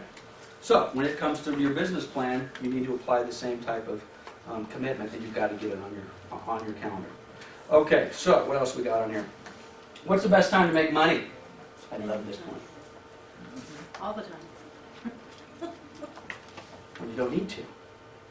I heard that this morning. The explanation behind that is when all your bills are paid, everything's going great, you don't have any pressure on you, isn't that really nice? Making some coin. Because it's just, man, that is another one that just hits me, man. Best time to make money is when you really need it. Are you enjoying it as much? When you've got to get that escrow closed on Friday because you're 3 months behind on your mortgage and your car's going to get repossessed and you've got all these obligations. Now you might say, well, geez, that's the best time because that's when I really need it. I'm telling you, it's better when you don't. So it makes this business fun. Okay? This business is not fun when you're struggling and you've got to close escrow on Friday. There ain't nothing fun about this business, please. Been there, done that, right? Been there, done that. Okay? And that's one of the downfalls of this business. How many people do we have to depend upon to close an escrow? Our income is dependent. We've just been saying for now, what time is it? We've been here, how long have we been doing this? We've been here for an hour and 20 minutes. Wow. I can't believe you guys are still here. We are independent contractors. We are islands to ourselves, correct? We depend on nobody but ourselves, correct? Okay, well, I wish. How many people have to go up and down, yes, yes, yes, in order to close an escrow? Let's just start rattling a few off. You've got a buyer, you've got a seller, you've got at least a couple agents, you've got a lender, maybe a processor, maybe an assistant, termite, help me out, title, eviction, appraiser, home inspector, escrow, maybe an assistant, 12, you get a lender, I think we already covered a lender, maybe the septic guy, short sale lender, their assistant, right? Lien holders. Lien holders. Second, yeah, then you've got the second, the third, the fourth, you've got the asset manager, you've got the buyer's brother's mother, Parents. who's a realtor. Are there easily, potentially, 15 to 20 people in a transaction that all have to be kind of nodding up and down at the same time for you to get paid? Does that suck? Yes, it sucks. Don't surround yourself with crappy people. Don't write offers for people with baggage. Don't take listings that you can't sell. Did you take that listing yesterday? Are you going to try? Good. Good. Because you can't sell that. Okay? All we got is time. Don't work with those type of things when you're going to have all these people. I'm kind of off topic. Market data we talked about. Get your stuff. I'm going, okay, I'm done. All right, this is where I want to go next. That action plan I laid out earlier. This is what we're going to chat about a little bit about. Most of you have gone through an exercise like this, or a similar exercise. I have a pen laying around here somewhere? No, I need a big pen, big fat marker. Oh, I got it. I did. Okay, I'm going to put some stuff on the side. It'll be off camera, but okay. I'm just going to go ahead.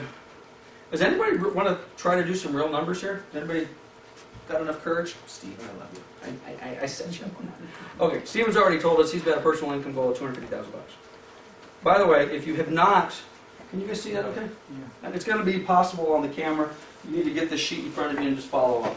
Personal income goal of $250,000. So I'm going to start writing some numbers over here, which is going to kind of mirror what we've got on the board. Okay? Now, part of what this implies is that you've already done business. Okay? So, if you've already done business, then you can plug these numbers in. If you haven't done business, then this is difficult. And actually, I've already got off to the wrong start, because this isn't the goal. This is going to say, how much money have you made? Now, without putting Stephen on the spot, because it's none of your guys' business what he made, so I'm just going to throw up a number. Let's just assume Stephen last year made $100,000. If it was more or less, that's for him to figure out, and these are just all examples. Okay, so assuming that that was reasonably close, we want to know how many listings did Stephen take to make $100,000? Anybody? Let's try to use your number. Let's just assume that that number is close to what you made. I think it was like 14. Well, let him help us out. 12. 12. Okay, so Stephen took 12 listings. What was your? By the way, you need to get this data. What was your average sales price? 178. 178. How many of the listings? You took 12. How many did you sell? 12. You sold all of them. Wow. Okay. That doesn't work for my model very well. Normally, although, is that pretty common in this marketplace? Right now, you rarely see expireds. Right.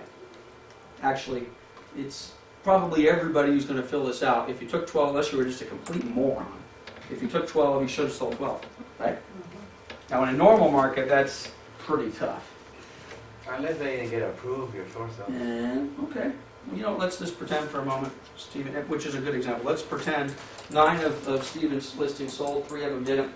And let's suppose, which is a very legitimate reason, if he didn't sell the 3, that's where you want to do some soul searching in your business plan. Why did the 3 out of the 12 not sell? Well, they were short sales. Okay, was there anything that Stephen could have done differently to get those deals to close? If the answer is no, then you don't really modify your business plan very much. If the answer is yes, he could have been quicker in Equator, he could have educated his seller a little bit better, he could have been a little more attuned to what was required, or maybe the answer is he never should have taken the listing in the first place. It had a first, a second, and a third with all 3 different banks, and they were only 3 days away from the sale, but he decided to take it anyway.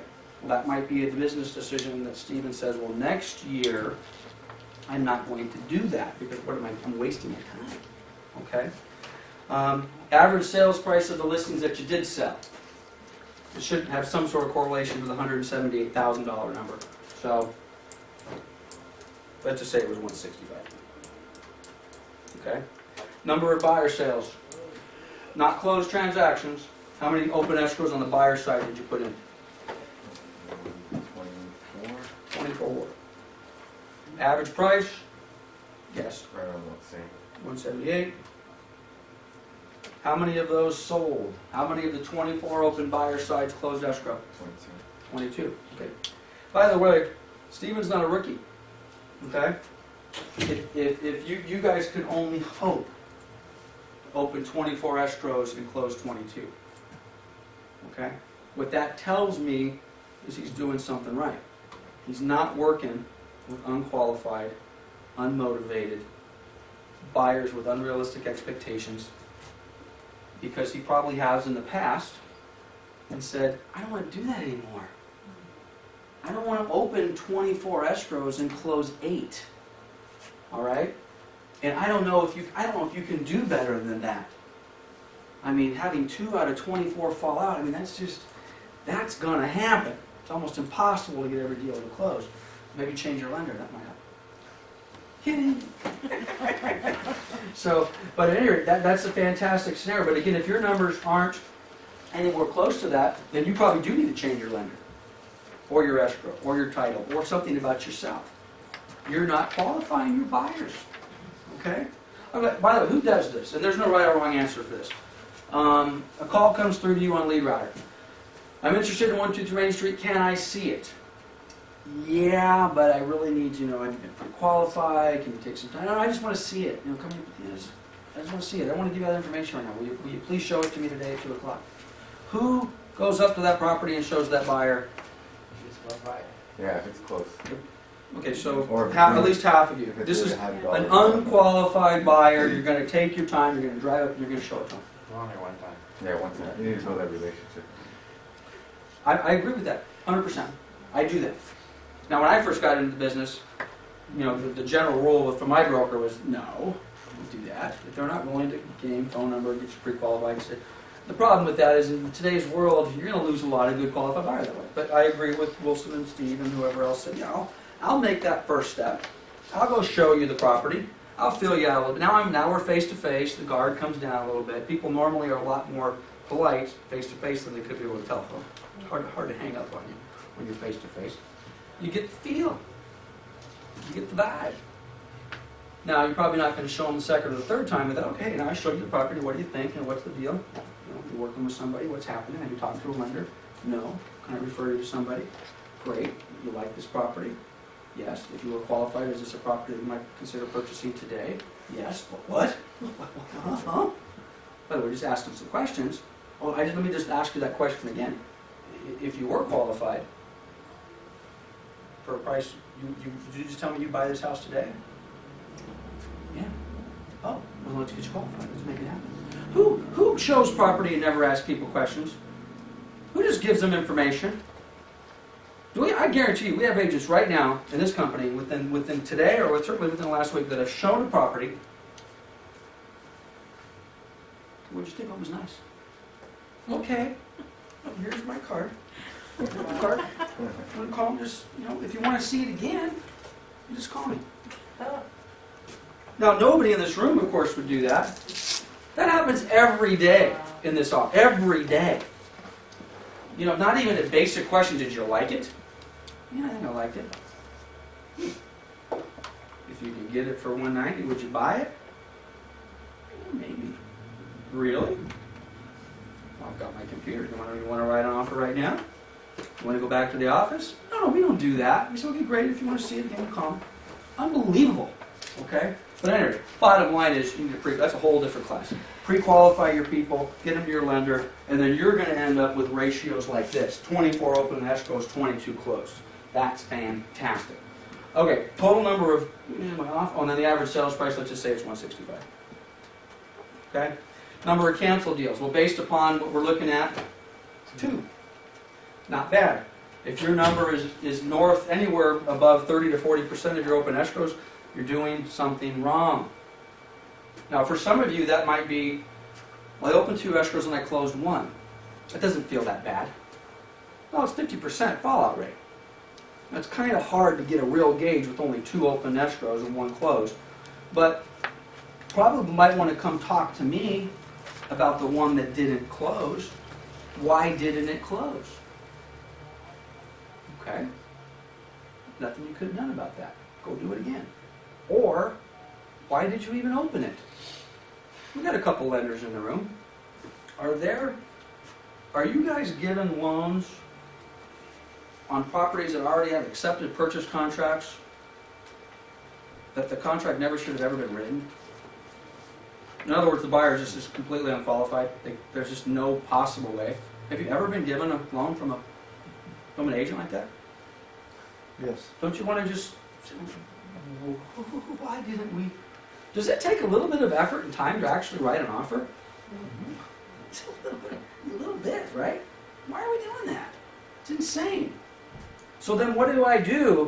I gave the loan to Brad, and Brad said, I can't do this.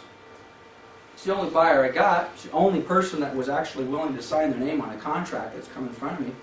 So what do I do as that agent who's been told that my buyer doesn't qualify? Well, I take him to another lender, of course. Start fishing. No!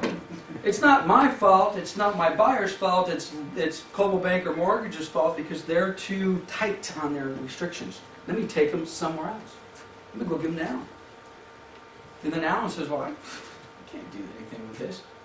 Well, Alan sucks too. So let me go to ABC Mortgage Company. What does ABC Mortgage say? Of course we can do this. Right?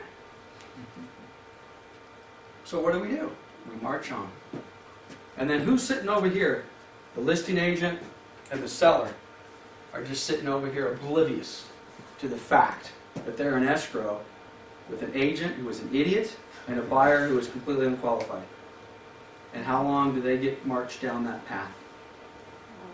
30, 60, 90, until somebody over here wises up and says, what's going on?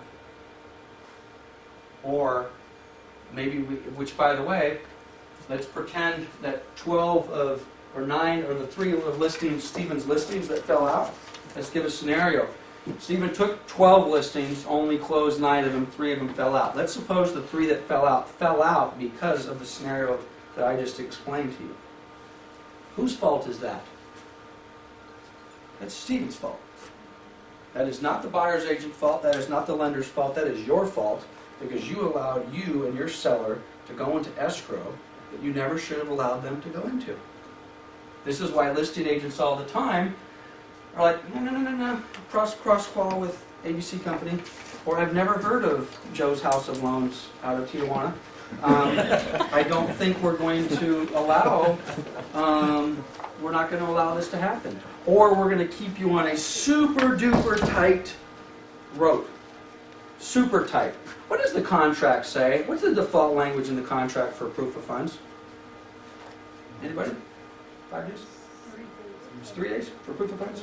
Top of page 2? I think it's 5. But anyway, it's less than 7. Okay? Who actually requires a proof of funds on a non-cash deal? Very few agents say, give me, it's FHA deal, they only need $4,000, $5,000, $6,000. The contract says, even on an FHA deal, that the buyer, lender, or the buyer will provide a proof of funds to the seller within so many days. Did we lose it? No, it's still going. Oh, good. Within so many days, it's no more than 7 days, as a contingency of the contract. How many listing agents enforce that? Very few. Very few. Okay?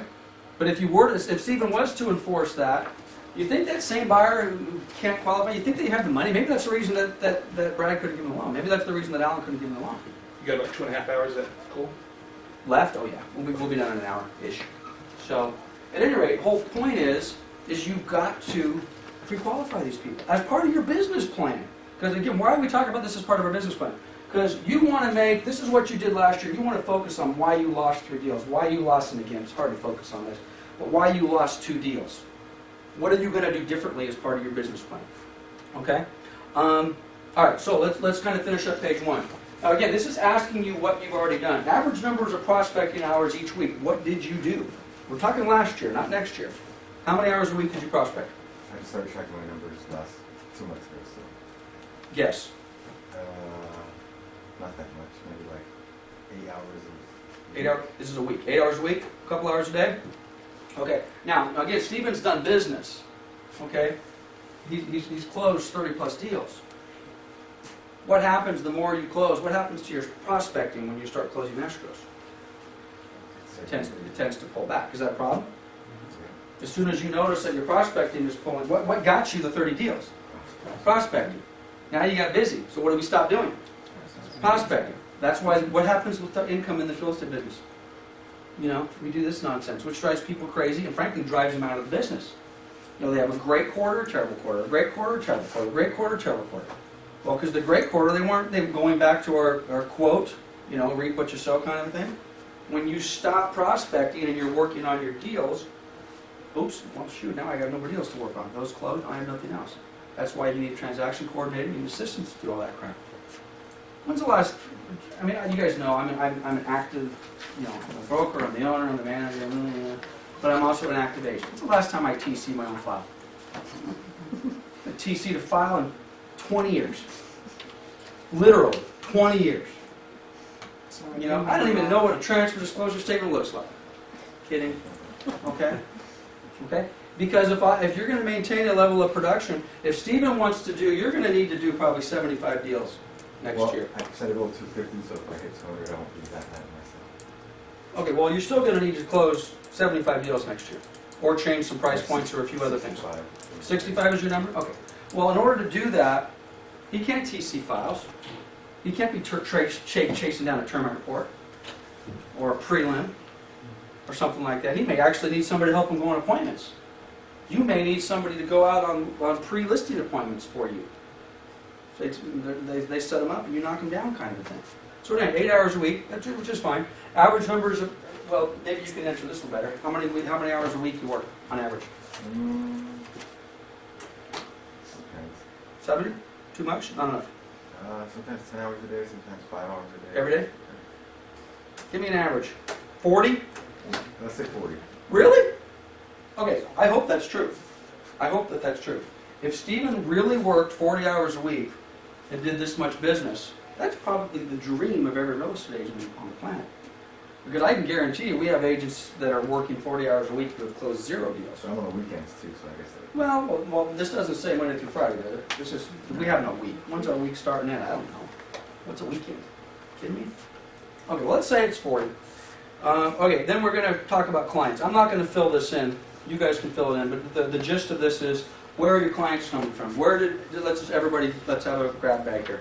Where did your source of the last 10 clients come from? Sphere of influence. What's that? Lead road. Okay, hold on a second. Anna? Yeah. Hey Steve, hold on a second. Go get that to Drew, please. Okay, so I'm not going to type them in. I'm going to put them over here for now. So they came from lead router, they came from referral. Where else? Open house, Open house, door knocking, door knocking, Internet marketing. internet, Personal contacts. past clients, Social media. social media, Facebook. Anybody get anything on Facebook? I got one deal. 4. Okay, so we got 7. I need 3 more. Personal website, I guess that's in there. Okay, we'll take another one. We're struggling. Website. Okay, let's just stop right there, because that's what we got to work with. So this is where our leads came from. We need to take a look at that, and now we have to go back and take a look at what we plan on doing. Okay? Now we're going to take these exact same numbers, except we're going to forecast for, actually, let's do this. Someone have this page in front of you? You got this page? Okay, let's go. Actually, maybe in the wrong spot. Actually, I want to go here. Let's do this page real quick first, okay? All right, so we're on page, whatever page this is. This is my objective. This is what I want to do, okay? I want to lose 90 pounds, okay? So I want to lose 90 pounds. I want to do it by December 31st. Have I achieved the task? Well, I have. Okay. For us, I want to make $250,000, okay? When do you want to do that? Well, you want to do it in the year. $250,000. And I want to do it in 2013. Have I achieved it yet? No. Now, this might be something that you want to visit. By the way, I don't use this form. I have all my stuff typed into my business plan, but this form is as good as any. So if Stephen is visiting his business plan 6 months from now, and maybe he's already made $250,000, he can check it off, and he now has a decision to make. Take the rest of the year off, or change the goal. I want to make more. Now it's fun. When's the best time to make money? When you don't need it. Right? Already hit my goal. Bills are paid.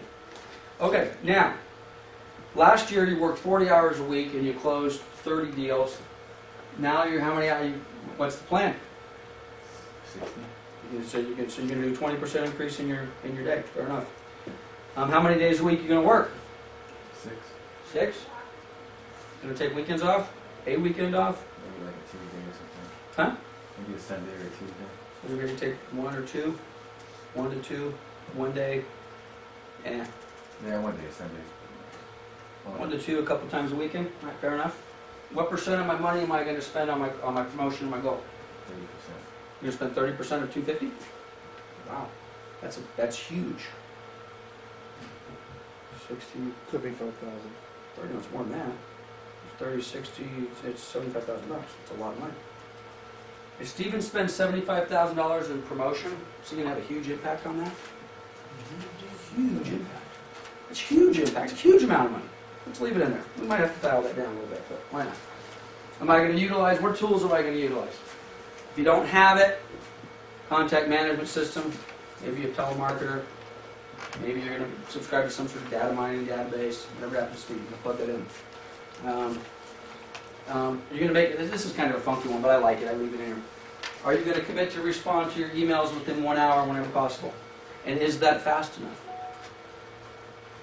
Depends what it is. Depends on what it is. Is 10 minutes better? So, you might want to consider that. Am I going to purchase the equipment that I need? Laptop, computer, PDA, yada, yada, yada. If you're going to spend 75 G's, the answer to that is, of course you are. Most of us are not going to spend $75,000 on that, and it might be a struggle. Is this a luxury? Oh, I just gave my phone away. Is a smartphone a luxury? I was teasing somebody in the office the other day that had an old Motorola flip phone. And if you're in the room right now, I apologize. What are you doing? Are you kidding me? If you do not have a smartphone, an iPhone or a Droid or something that you can pull email and text. Two and a half years ago, the thought of me texting clients was ridiculous. I probably text 50% of my clients. I do more texting, and I'm on the phone a lot. I text like mad. Okay, bless you. Okay, but anyway, you've got to be connected. You have to have access. Which is getting back to answering emails within an hour. I mean, the excuse about I was out of the office when your email came in. I apologize. I'm getting to my email here this afternoon. Does that work? It doesn't work anymore.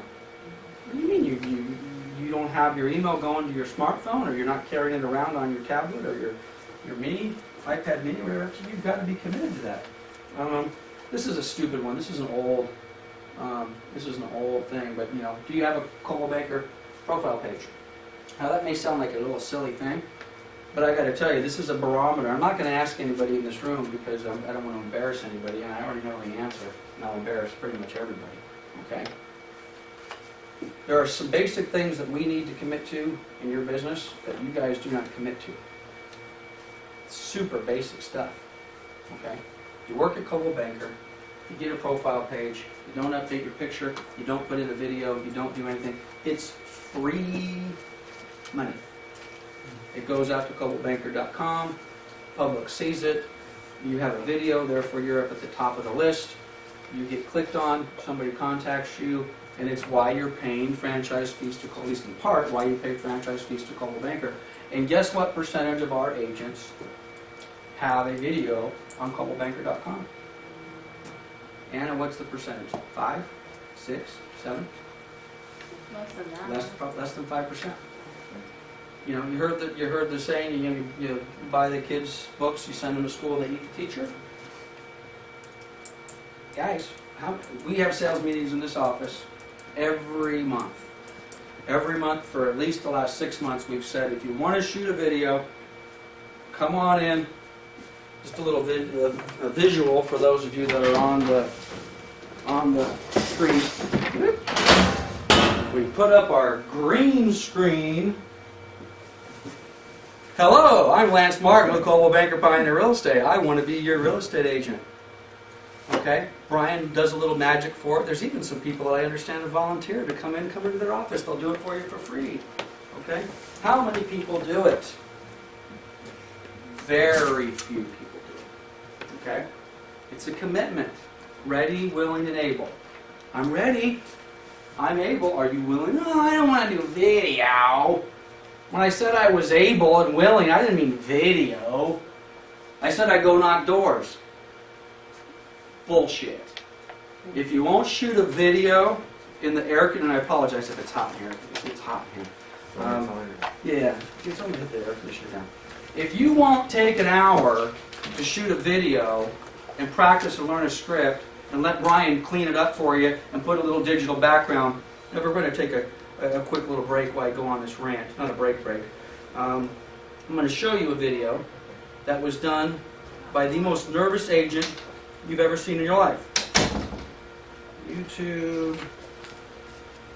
Wait a minute. YouTube. CDPRE / Okay, if you haven't seen our YouTube channel, here it is. A bunch of videos on here. Oops. Jack. It helps if I don't have a title. J-A-C-K. Okay, Jack Pipe. Everybody got a minute? Let's watch this. It's almost painless. Might not be able to hear it very well, but it's 1 minute and 40 seconds. Look at that nice intro. Ooh, little graphics. Jack Pipe Realtor, Covina office. Hello, my name is Jack Pike, and I'm an associate broker with Coldwell Banker Town and Country. I have been in the business for 24 years. I work alongside my wife Patty, who's been in business since 1997. Buffering. Okay, I'm not going to show this whole video because it's painful with the slow internet connection. Now let's see if we can get through another 30 seconds of it. It's our philosophy to always take care of our clients the way we would like to be cared for. Today, my business has grown to the point that the majority of my business comes from past client referrals of their families and friends. Okay, I'm going to stop right there. Anybody notice how many, just in that first 30 seconds, how many little phases there were with Jack? Hello, my name is Jack Pipe with Coldwell Banker Pioneer Real Estate. I've been in the business for 25 years. You know what those are? The guy couldn't remember more than 3 words at a time. Okay? There's 45 takes that we spliced into 1 minute and 40-second video, which, you know what? Doesn't look terrible. It's not the best in the world. I'm sure someone in the room could have done a better job. But this is a good video. It's on ColdwellBankDecker.com. He's got an email link on his email. Yada yada yada. He's making an effort. What did this cost him? Nothing. All it cost him was the able part. He was able to, or willing, I should say, to go make a video. So when I look at stuff like this, I get frustrated when I do these classes, and I just want to shake you guys by the lapels and say, you got to do the basic stuff. Otherwise, this is a waste of time. Otherwise, all we're doing literally is wasting time. We're looking for, what did you want to do with your Thursday afternoon? Nothing else going on. Solitaire is getting a little boring today. Let's go spend 3 hours in the conference room with Lance. If that applies to you, you're in the wrong room. Okay, so let's buzz through this and let's kind of put this together a little bit. Stephen has an income goal of $250,000 this year. What they would like you to do is forecast out. So if you want to do 2013 at 215, do you have a goal for 2014? If so, if not, start thinking about it. If so, let's plug it in. My goal is to increase my business by 2%, 5%, 10% every year for the next 5 years. If that's part of what you're thinking, put it down. If it's not, start thinking about it. This is not a static thing that we do once a year. Okay, start thinking about the long-term plan. Okay, so let's go to, what are we going to do? My commitment's $250.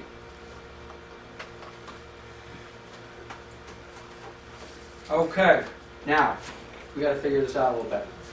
Total number of sales, they flipped them over. You started with listings on the first one, then one went to sales. Now we got to reverse it. Last year, Stephen did 22 closed transactions, 24 open. How many are you going to open this year to make 250? If you just do the math really quick, same sales price, same commission split, same general everything, well, you want to do basically 2.5 times the amount of business. Well, you better open 2.5 times the number of escrows, so by my calculations, you need to open about 60 deals. Am I right? Or work on more listings, or raise your sales price. You're going to calculate that in. You know, we've already had this conversation. Geez, I think I want to go to the west. Prices are a little higher. Commissions are a little better. Okay, so you've got to figure that out. For now, let's just say you're going to do 60. How many are you going to close? Now, if it's that same ratio, you're not losing. Yeah, you're not losing very many. You're going to close 55. How many listings are you going to do? Now, again, that was only half of your. Actually, it was closer to about 2/3 of your pie. So you at least need to probably double your listing production. So instead of 10, you're probably going to need to do 24. And again, you said you closed all of them. Is that going to be the case? Do you think every listing you take this year will also close the way it did last year? I see a couple of people shaking their heads. I'm thinking maybe. Unless, and this would be great. I can't wait for this to happen. Are we seeing overpriced listings come to the market? Are we? I think that's a good sign. They're selling. People are hopeful. Overpriced. These hedge funds, they want to buy everything. Yeah. But if we start taking overpriced listings, is there a chance they're not all going to sell? Yeah. So anyway, honestly, I think, I do personally think if you're taking quality listings, everything you take is going to sell this year. I came in 20 grand lower than competing realtor. Mhm. The listing I got in Covina. And you got it. Yeah. Did you hear that? They said it was worth X. He said it was worth X minus 20. They gave it to him. Oh, do I still have my faux hawk on? A little bit. My hair's getting long. I have my glasses on. I got a little mohawk going here. That wasn't intentional. I'm trying to make a fashion statement. And they were supposed to, tip me up here a little bit. Okay, back to business. Okay, so how many listings are we going to take? We're going to take, what do we say, 24? You're going to sell, let's just say you're going to sell 24. I don't know. Okay? Wait a minute. Open number of new listings, number of listings. Oh, okay. Of the 24, how many escrows are you going to open? 20, and then how many of those are you going to close? 20? Because you're not going to waste your time on crap, right? Listings sold, personal income. What the heck is that? Just on listings. Oh, that's the income side. Okay. So what's the income? What's that going to calculate to? We got to basically go through. I'm not going to do the math in this. You guys can do the math. But this is very simple. Who's got a calculator? Let's do it real quick. What's your average list price going to be? It was 178. We were selling. We said at 165. Is that changing? Yeah. I would think it's going to change. So what's your average sales price going to be? 225. 225. Cool. What's the average commission you're going to take on your listings? You going to take 3%, or are you going to cut it down to 2, 2.5? Well, if it's on the listings, yeah, 3%. Okay, so let's do this. Let's take whatever your number was, 225,000. Multiply it times how many listings are we going to close? 20. 20. Is that what we said? Times 20. That's How many $1 million is that? Big number. 135. How much? 135. 4.5 million. 4.5 million. Times what's your commission? What are you going to take commission-wise? 3, 2.5, 2 3/4. Let's say 2 3/4. Okay, times 0.0275. 0.0275? Yep. Or 2.25%, however you calculate it. That's going to be gross commission. 123. $123,000. Okay. I'm not going to get into a commission split argument with Stephen right now, but let's just suppose that it was $123,000 on the gross commission side, and he's got a couple banker franchise fees, and I get a little bit. Oh, 250 is gross, so I guess. Forget about this. I'm not talking about that. Okay. So this is just on your listing side. So you're going to, let's just say you're going to walk away with about $105,000 of that, just on the listing side, which is about right, because we said it's about 1/3 of the business you're going to do. Do the exact same thing for the number of houses sold. On the houses sold, you said you were going to close 55. Is he going to make more than $250,000 right now? Sure as hell is. 55 deals on the selling side. Now we left the listing side alone. Now we're going to close, which by the way, we already closed way more deals than you said. Yeah. You said, actually you're closing what I said you were going to close. I said you needed to close 75 deals. Look at that. 75 deals. Okay? But you also raised your price to 2 1/4. So take 55 deals times $225,000. It's a big number. Several $1 million. 12.3. Okay, on the sales side, you're now representing the buyer. You know something I've noticed which really sucks? I'm working with this hedge fund buyer now. Remember in the old days, if you worked with the buyer, you almost always got 3% or more. Well, guess what's changed? They moved my cheese, man. That's kind of, I feel like I'm working for Fannie Mae now. You know, the buying side of the transaction representing the buyer, there's nothing out there for 3% I've seen anymore. a couple 1% out Tell me about it. There's a lot of 2%. A lot of twos. So anyway, so take that number, let's just suppose you're lucky and you get 2.5. Actually, we're for goal setting purposes, multiply that times 0.0225. That's 2.25%. It's going to be a big number. 278. 278, wow. Well, guess what? On this commission split, because you're going to basically bet 100%, you're going to keep damn near all of that. So you're going to make 250,000 plus 105. The way Stephen has it laid out right now, he's going to make 355,000 bucks. Woo! Based upon what you just told me. If you're going to close 55 buy sides and You said 20... 55 buy sides. I said like 60 total. Oh, Including listings total. and sales.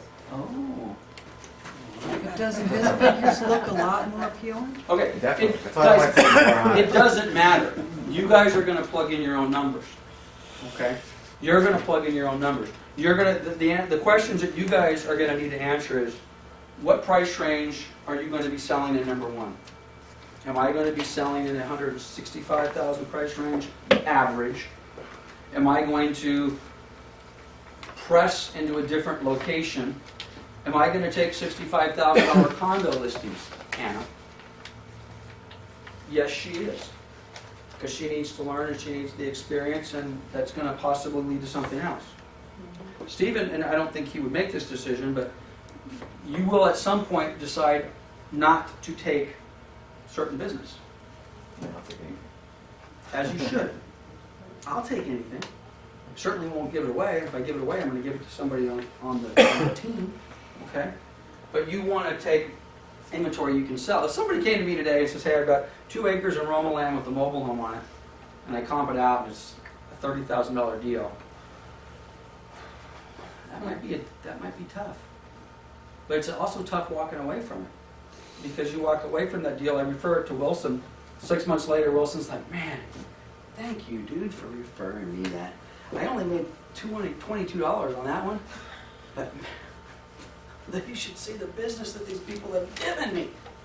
I got the aunt and the brother, and they got $1 million house around the block, and yada yada, all because he was willing to take the $30,000 mobile home and run on it. It's tough to walk away from that business. I just referred a client to Anna just a couple of days ago. It's a $60,000 deal. There's not a lot of money in it, but the client's great. You treat him right, you're going to sell that guy real estate for the next 20 years, right? He's going to make you money. So, anyway. So, getting back to these numbers, I just want to, let's just, for the sake of time, let's just suppose Stephen's numbers are somewhat accurate, and let's just suppose, I'm only going to do half of this equation. He wants to make $250,000, and he wants to close 30 buy sides. And his average sales price now is going to be $200,000, and that's going to come up with a number, and that number is going to produce whatever it's going to produce. It's going to produce some number down here that's going to, in effect, give him his unique CMS. This is the question we now need to ask ourselves. In order for Stephen to close 30 buy side transactions, or how many listings did you say you were going to say? 20. In order for Stephen to sell 20 listings, let's take this. This is an easy one. How many listings does Stephen need to take to sell 20? Now we've already kind of decided it's 20 or. Let's just say 19 worst case. Okay.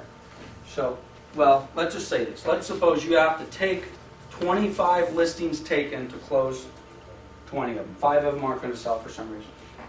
Okay. You follow me?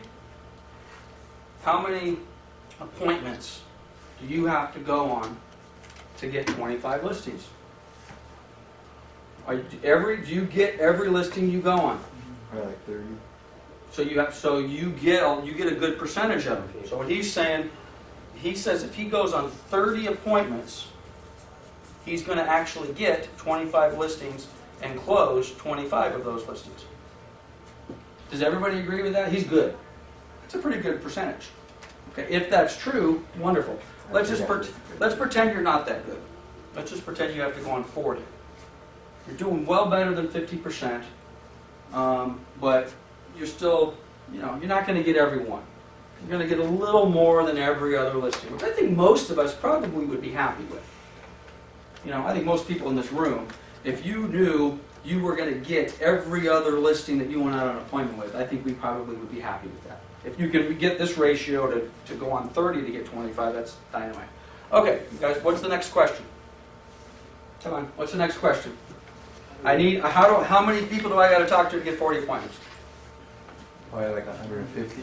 150, and if I talk to 150, I'm going to get 40 appointments, or am I going to talk to 150, I'm going to get 1 appointment? 150 probably get 5 appointments. Okay, I'm going to say I got to talk to 150 people equals 1 appointment. Ooh. Someone do the math on that. What's 150 times 40? A lot. Give me a calculator. 600. Calculator, please. 6,000. 6,000? That sounds right. Is that 6,000?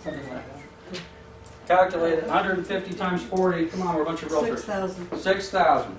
Okay, so Stephen has to make 6,000 contacts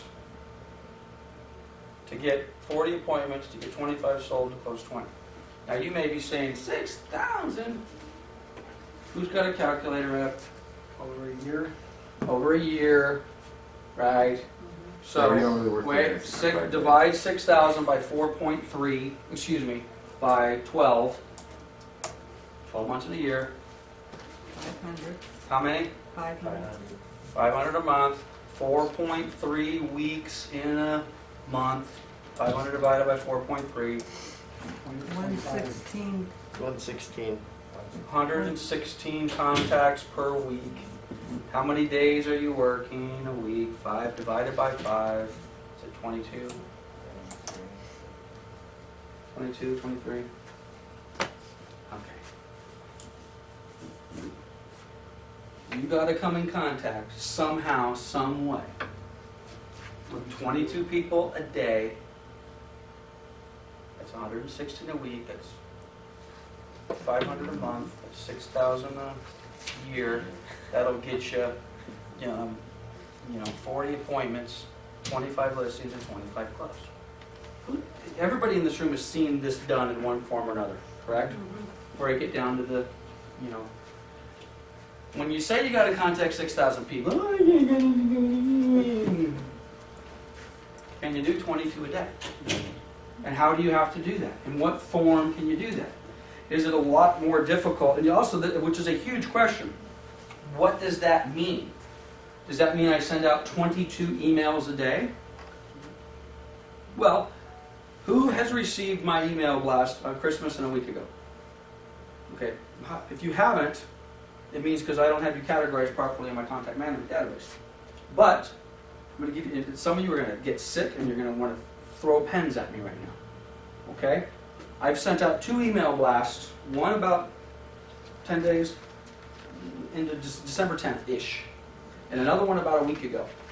It was an email blast. It took me about 10 minutes to type the email, and it took me about 10 seconds to hit send. This is what the email said. Some of you have seen it. Let me just pull up. The fiscal cliff thing? That's one of them. No, not the fiscal cliff. Let me pull up Debbie. Debbie said she got it. See this? Okay, here's Debbie. Let's go to Debbie's history. She should have got it. Let's go to the first one. First one we sent was somewhere in December, wasn't it? About the 10th, I think. I think even Danny got one. Yeah, I got that one. Oh, you did? Good. Okay. Well, actually, everybody in this room should have gotten one. Lance, you and I need to talk. Well, you should have gotten the first one. Okay. Hold on a second. Bear with me. We're almost there. What did it say? I forgot what it said. Let's see. Looking for, here it is. Here it is. Looking for a year-end miracle. Okay. This email went out. Dear Debbie, full disclosure, I just spam you. Every realtor, blah, blah, blah, blah, blah. About 30,000 of my closest friends, yada, yada, yada. I have an investor. Nobody wants to buy, so real estate. That email went out to, I have and I'm not bragging, but I love contact management. I have 61,204 people in my contact database. Okay? Of those 61,000, I thought I had about 30 of them with valid email addresses. Turns out I lied. It's about 25,000 of them with valid email addresses. So I came up with this not very well written email. There's actually a few typos in there, I'm embarrassed to say. It took me probably 20 minutes to write it. The filter's already built. I clicked send, and approximately 25,000 emails went. You know how many came back? Well, I'll tell you why, because they're sitting right here. I got to clean them up. 4,232 of them came back as bad, and I've got to get those over to my staff to clean up those emails so I don't get them bounced back anymore. How do I know this? Well, I have a business plan, okay? And we're not playing games here. I'm not pretending. I don't have yellow pads in front of me with some names and some addresses and some emails on it. This is serious stuff, okay? So we send out this email. I'm tying it in over here, guys. This email took me 20 minutes to type, and it took me 30 seconds to press send. It took actually about 3 days for it to send out because we had to send it out so we didn't get spammed. We had to send so many per hour, otherwise it would have created a problem. Got so many houses we closed between the time this email went out and December 31st. Off of this email. 20? I think 8. Brand new business, completely off the books, closed between December 10th and December 31st. Now, how many of those carried over that were in the pipeline that we couldn't close? Probably another 18-ish. This one email, now again, I don't know if it qualifies as this, but anyway, this one email is going to be good for probably 30 transactions. 30 deals. Okay, well guess what? That was a success. So guess what we did last week? Come on, let's interact. We sent another one. Oh, by the way, guess how many people sent me back and said, remove? Anyone want to guess? I sent out 25,000. Now keep in mind, these, even though I'm kind of jokingly saying I just spammed everybody, these people, everybody in this database, when did I send the last email? Was that the last week? What did it say? Oh, here it is. This is the follow-up email that went out a week ago, went out 7 days ago. This email I was a little more precise. Let me back up a little bit. That first email went out, and keep in mind, even though it said I just spammed you, everybody's in my database at one form or another I've had contact with. I didn't buy these people and say, give me a bunch of people. I've done business with these people in one form or another. I emailed them, they emailed me, we did an offer. There was some. Now again, it's taken me 18 years of gold mine to get 61,000, so this doesn't happen overnight, which is why you can't post-it note me. You can't sticky me. You have to go into the computer, because 18 years from now, I want to send you an email, I want to send you a house. And that's how you have to think. You can't think about this. What's our very first slide in that PowerPoint? Don't judge each day by the harvest, but by the seeds that you plant. I'm planting the seeds, man. I know, my God, you just closed 8 deals the week before Christmas and you got another 20 in the pipeline. That wasn't easy, man. That just didn't happen because I'm just lucky and good looking. You know, I'm busting my ass to get that. I've been working for 25 years to get to the point where I can send out a follow-up email 10 days ago. Guess how many deals this has put into escrow in 7 days? I don't even know the number. You'd have to ask Drew. It's probably 15. Not to mention the ones we already closed, not to mention the ones that were already in the pipeline. Now, answer the question. How many people said remove? 15? I got a whole bunch of, hey Lance, how you doing? I'll keep you in mind. You know? Probably a whole bunch of people, Lance again. You know? But whatever. It is what it is. So, this gets back to the how. Okay, how Or what method are you going now, let's face it, everybody in this room is thinking, well, this is pretty bitchy. If I just got to send out some emails and wait for the people to reply back and make the phone calls, this door knocking thing is not looking so good anymore. Okay? I get you.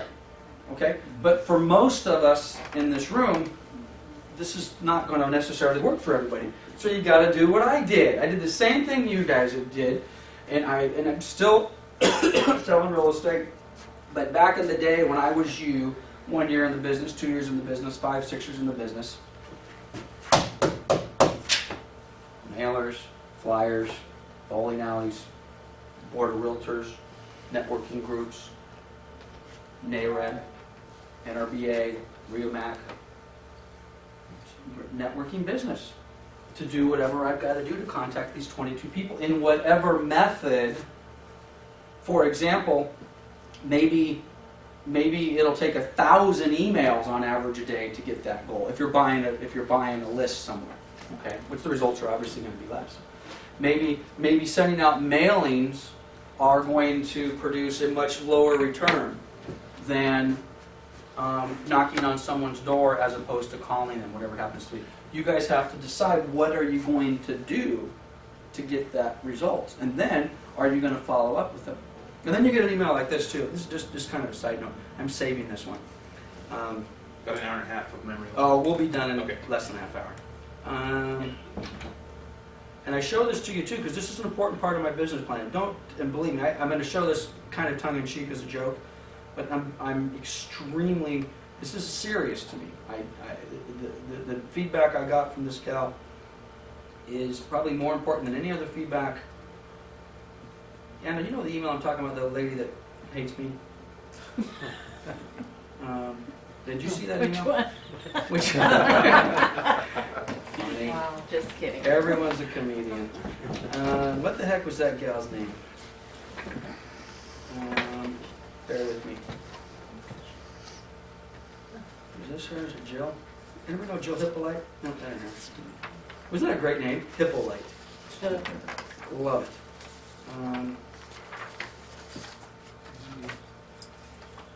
It's going to drive me crazy. Anna, go grab Drew for a second. 'Cause I want to show this to you.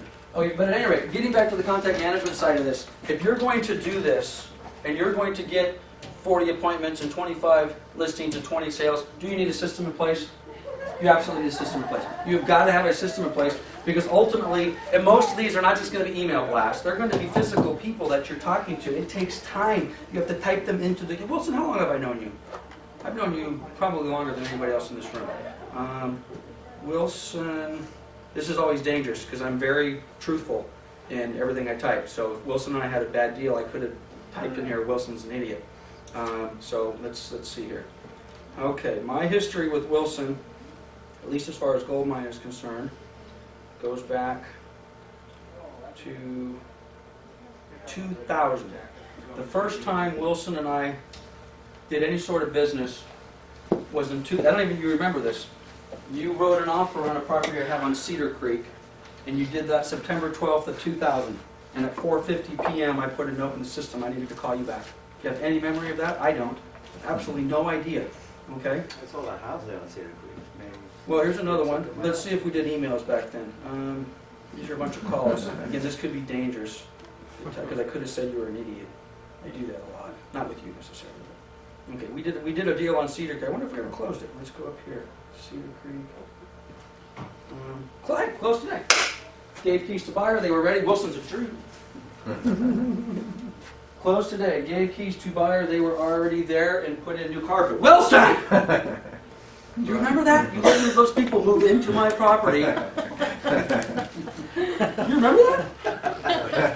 I love this guy. I love this guy. Okay, you can't make this shit up.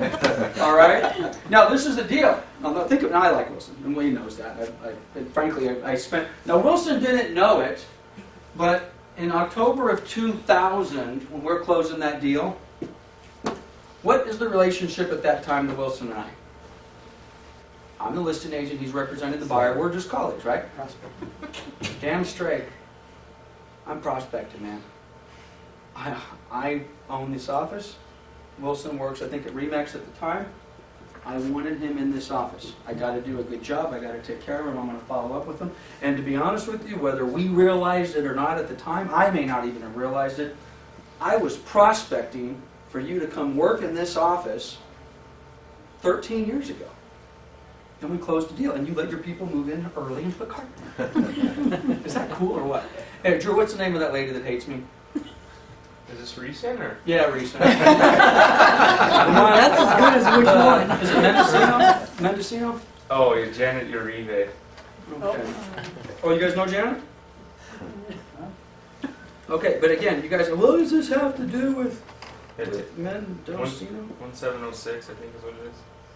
1677? And that's it, yeah. Not Okay, 17. here's Janet. There's another nice part about contact management. I've got a property in Mendocino, we're writing an offer. Janet happened to be a listing agent. We wrote an offer on her deal, and it didn't go through. And actually, we backed out, and she wrote me this email back. By the way, this is the second email I sent. Hey, Janet, I want to buy a deal. This is what she said. Unfortunately, I don't like the way you or your office does business. You're very unprofessional. Ouch. Okay, you're dismissed. Oh, thank you, John. One Okay. person's opinion. It's one person's opinion, but you know what? I like her. One day, I want to do business with her again, whether it's a listing or buy side. And my goal is, guys, it's the same goal that you guys should have. What does my business plan say? What do I want to do? I want to crush the competition, which doesn't mean her. Remax Time Realty.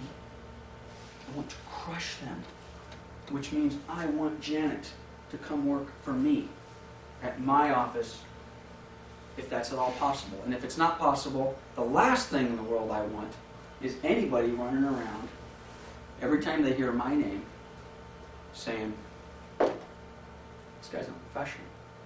I don't like the way he does business. So, I have a goal. I have a micro goal. I have a big goal. Stephen has a big goal. But I have a micro goal. And this email is filed. I have an action on my calendar. Actually, I have multiple actions on my calendar. But if you go down here to the bottom, I have one that says follow up with her as an agent prospect. And we've already been calling her. This deal just happened 3 weeks ago. We've called her December 12th of 2011 and left her a message, and we called her again and left her a message. I'm going to call her in 3 months. And then we called her in May of this year, and she's happy where she's at. Robert called her, and we've already been working her before we even wrote this offer. Maybe the fact that we were working her influenced her to accept the offer that she did, which we subsequently backed away from, which then forced her to send me the email that I'm an ass. But now I have another action on my calendar, and that action basically is follow up on negative email. For me to follow up on the negative email. That is a goal. My goal is to get her back on my side.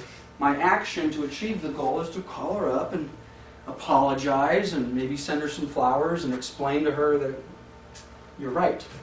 We didn't handle it properly. I apologize. Now she may still hate me, but that'll be step one. And then I'm going to follow up with her again. And because I'm going to send her another email. And the next time I send her an email, she's going to take me off your list. And I'm going to come say, Janet, forgive me.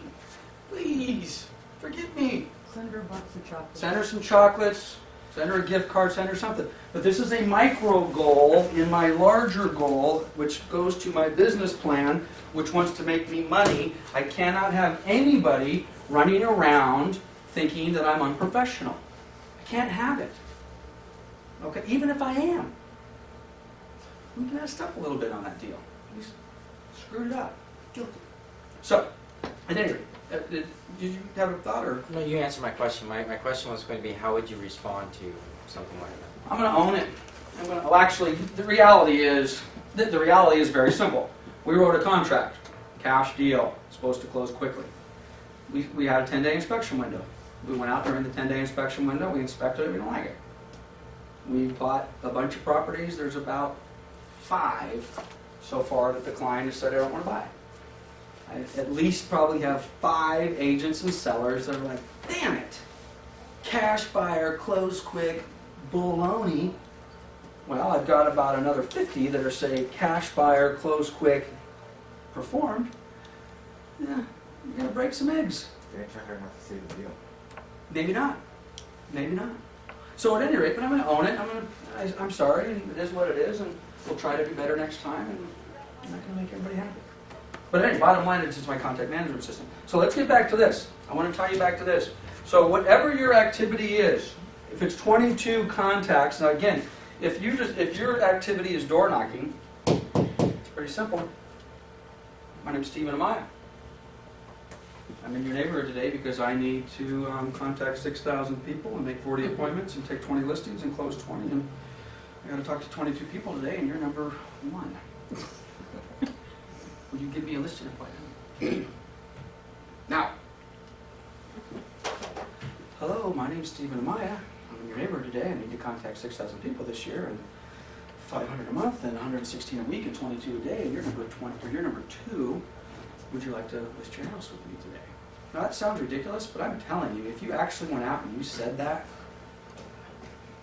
you'd get results, man. You would get results, but you get results. You'd get results. If you literally did something this, my broker forced me to knock on doors today, see if anybody would list their house. Somebody's going to say yes. Right? So whatever it is, phone calls, door knocks, emails, yada, yada, yada. So whatever your numbers are, that's what you want to do. So if you want to close X amount, let's suppose it's buy sides.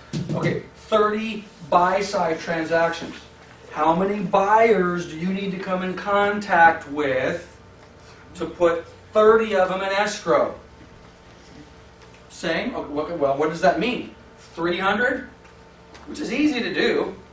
You can easily come up in contact with 300 buyers. Let's say it's 300. So I got to do at least 10. That's not. It's 3,000. I need to come in contact with 100 buyers before one of them will write an offer. Just think of open houses. That makes sense? Just think of open houses. You get 10, 15 people through an open house sometimes. You don't write an offer with them. Okay, somebody writes an offer with you. Okay, so how are you going to come in contact with those 3,000 buyers? Well, I just gave you one. I'm going to hold open houses. I'm going to hold open houses every day. Is there anything wrong with holding an open house on a Wednesday? Right place, right location, right weather? Sure, yeah, why not? I'm going to hold open houses, I'm going to do mailings, I'm going to do emails, I'm going to knock doors. Can you knock doors for buyers? Of course you can. Get a non-owner occupant list. Go knock on tenant-occupied properties. You know they're tenants. Hey, Mr. and Mrs. Tenant, Stephen Amaya. I'm going to talk to so many people here today. I know you're a tenant. I pulled the tax rolls. Interest rates are, what interest rates? 3.5? 3 3/4? I mean, the interest rates are low. I think this looks to me like a $1,750 a month rental. Do you have any money in the bank? Have you thought about buying? Have you talked to a lender? What are you doing? I could sell you the same house and you're going to have a $300 a month less payment. What are you doing? Okay, you make the contacts. How many do I have to contact? How many do I have to get the appointment, to write the offer? And then there's a whole other question involved. If I'm going to close that many deals, how many offers do I have to write for the one buyer before it gets accepted? You got to do the math, right? Then we're going to go back to our contact management system. Earlier, I talked about the gym. This gym is an example of activities. What are your activities? I'm going to knock doors, I'm going to cold call, I'm going to do this, I'm going to do that, whatever you're going to do. What are one of the things you're going to do? I promise Lance, I will hold open houses every Saturday for the entire year. Okay? So I'm going to just pull up Stephen's contact as an example. Now, if Stephen had a decent contact management system, he could schedule this for himself. Schedule an appointment, open house. And I'm going to start on Saturday. And I'm going to do them from, what time do you want to do your open house? 10 to 4. 10 to 4. Ooh, long one. You do a 6-hour open house. And you're going to do it. Now, discipline. Are you willing to do what it takes to do that? Are you willing to do what you say you're going to do? Did you say you were going to hold an open house every Saturday this year? Is that what I heard? 2 Saturdays a month. 2 Saturdays a month. Sundays a month. 2 Sundays. Let's pretend it's Saturday. All right, that's everybody. Okay? So you're going to do every other Saturday, right? For the whole year. The last Saturday of the year is the 28th. You're going to work between Christmas and New Year's? Yes, you are. You said you were. And you're going to go every other week. I think I got this straight. I'm going to click schedule. We got some conflicts. We're going to ignore those. Okay. Now let's pretend this is Steven's calendar for a second. Is he starting today? Okay. This is Steven. Steven has an appointment. Saturday from 10 to 4 to hold open house. If I did this right, he should have another one on February 2nd. Oops. There he is. February 2nd. Oops. February 16th. Right? How long did it take him to schedule that? Okay. What is this? This is a commitment to an activity to reach that goal. This is me trying to get down to 190 pounds. So, you want to hit that goal. I don't know if you need a coach, or you can just do it yourself, or maybe Lily will hold you accountable, or you want me to hold you accountable. You sit back, and, well, then you take a look at it, and then you decide, it's March 3rd. Actually, let me find a good weekend. You want to? You want Super Bowl to? Sunday. Wait. I got one. You want to go to Coachella? Sorry, brother, you can't go. You have a commitment. Now, if for those of you who don't know what Coachella is. Weekend 2 though. Weekend 2. Free. Guess what you can't do? But you can't go to Stagecoach. Because Stagecoach is the following weekend and you can't go. Okay? So this is how this works. Now, do these schedules have some flexibility? We own our own business. We move things around. We're in Vegas for the weekend. We're supposed to come home on Sunday, but we're having a good time. You want to stay over till Monday. That's why we're self-employed. Because we don't have to answer to anybody. We don't have to call in sick. We don't have to make up any BS excuse to our broker. I'm a big boy. I'm staying over Vegas. I'll come home on Monday if I want to. Well, wait a minute. I have an appointment on Monday. I'm supposed to be at Stagecoach. I'm supposed to be at the Redlands sales meeting, and I'm supposed to walk my dog, and I'm supposed to be. That's going to be a tough day. Well, I'm canceling those because I'm staying over in Vegas. Fine, do that. But this is the deal. At the end of the day, week, month, year, when you've canceled every open house that you committed to, and you don't reach this goal, you have nobody to blame but you. Don't come in. This office sucks. No advertising, no support, nothing. Free butters. You know? You guys hear stuff like that? I mean, give me a break. This is all about you. Now, you take this example. Well, let me give you my own example. I own the office in Redlands. I have a commitment to be at the Redlands sales meetings on Monday. It's on my calendar. There it is. There it is the next week. Oops, I'm supposed to be at Lake Powell. I got to make a decision. There it is again. Oops, I'm supposed to be in Cabo. I got to make a decision. Which, by the way, I don't know if you guys noticed that. Part of the problem with new people in this business is they have no idea what they're doing. Who knows what they're doing tomorrow morning? How about next Wednesday? Most people in this office have no idea what they're doing tomorrow morning, especially brand new agents. No idea. Well, I guess I'm going to go into the office. See what happens. Seems like the air conditioner's working pretty good. Heater was working good the last couple of days. Internet's okay. Play solitaire, check on my fantasy football. If I get there at 9, 10, 11, doesn't matter. Nobody watching. Take a 2-hour lunch, nobody watches. Lance doesn't say anything about it. I leave at 2. Nobody. Anyway, I chase you guys around? Chase you around? I should throw half the people out of this office. You're breathing my oxygen. Right? You are weighing me down. You are sucking the life out of my building. Get out! It's your business. You're going to succeed or fail based upon these activities. So I know exactly where I'm going. And if I have which by the way, is this cool or what? I get to go to Cabo. Whenever that is, May 27th, whatever. Guess who else is going? You may be going. You may not even know it, Brad. It's a Coldwell Banker thing. That's cool, man. I'm going to go down there with a bunch of other broker owners of Coldwell Banker. We're going to prospect. We're going to network. And who knows? Maybe 5 years from now, I will be buying their office. Or maybe better yet, they will be buying my office. Because we went and hung out at the bar at Cabo on Monday, May 27th, 2013. Is that cool or what? Right? Because that's why I'm going fishing. I'm probably going to drink a little bit and a couple other little things. But you got to know what's in your plan. So getting back to Stephen's open houses, let's go back to his April 27th. Everything you guys do that relates to these numbers to get to those goals have to be in your contact management system. Everything. Not only your work activities, but your non-work activities. You guys saw a few of my non-work activities. My buddy runs a music festival. I book that in my calendar a year in advance. I'm going. I don't make appointments during those weeks. I don't care who it is. But the reality is, during that week, am I going to be on the phone? Am I going to be checking emails? Talking to clients? Sure I am. It's a beautiful part about this business. Yeah. I'm going to have to make sure I find a quiet place because the music in the background is going to be blaring. But the only thing I can't do is I can't meet face-to-face with the prospect. So, bottom line, when you guys are going through holding yourself to these type of commitments on your personal action plan, whatever it may be, you now have to take your plan and put it into your calendar. Where am I going to get my stuff? We didn't do very well on where we were getting our leads from. But there's sphere of influence, past clients, FSBOs, which that's an interesting, this is an old sheet, expired, phone prospecting, open house, referrals. We've got some more up-to-date ones. We've got our internet marketing, we've got our past clients, we've got our social media, Facebook, so on and so forth, web presence, media, whatever it happens to be. You take that, for example, Facebook. I know there's some good Facebook users in here that do business off of Facebook.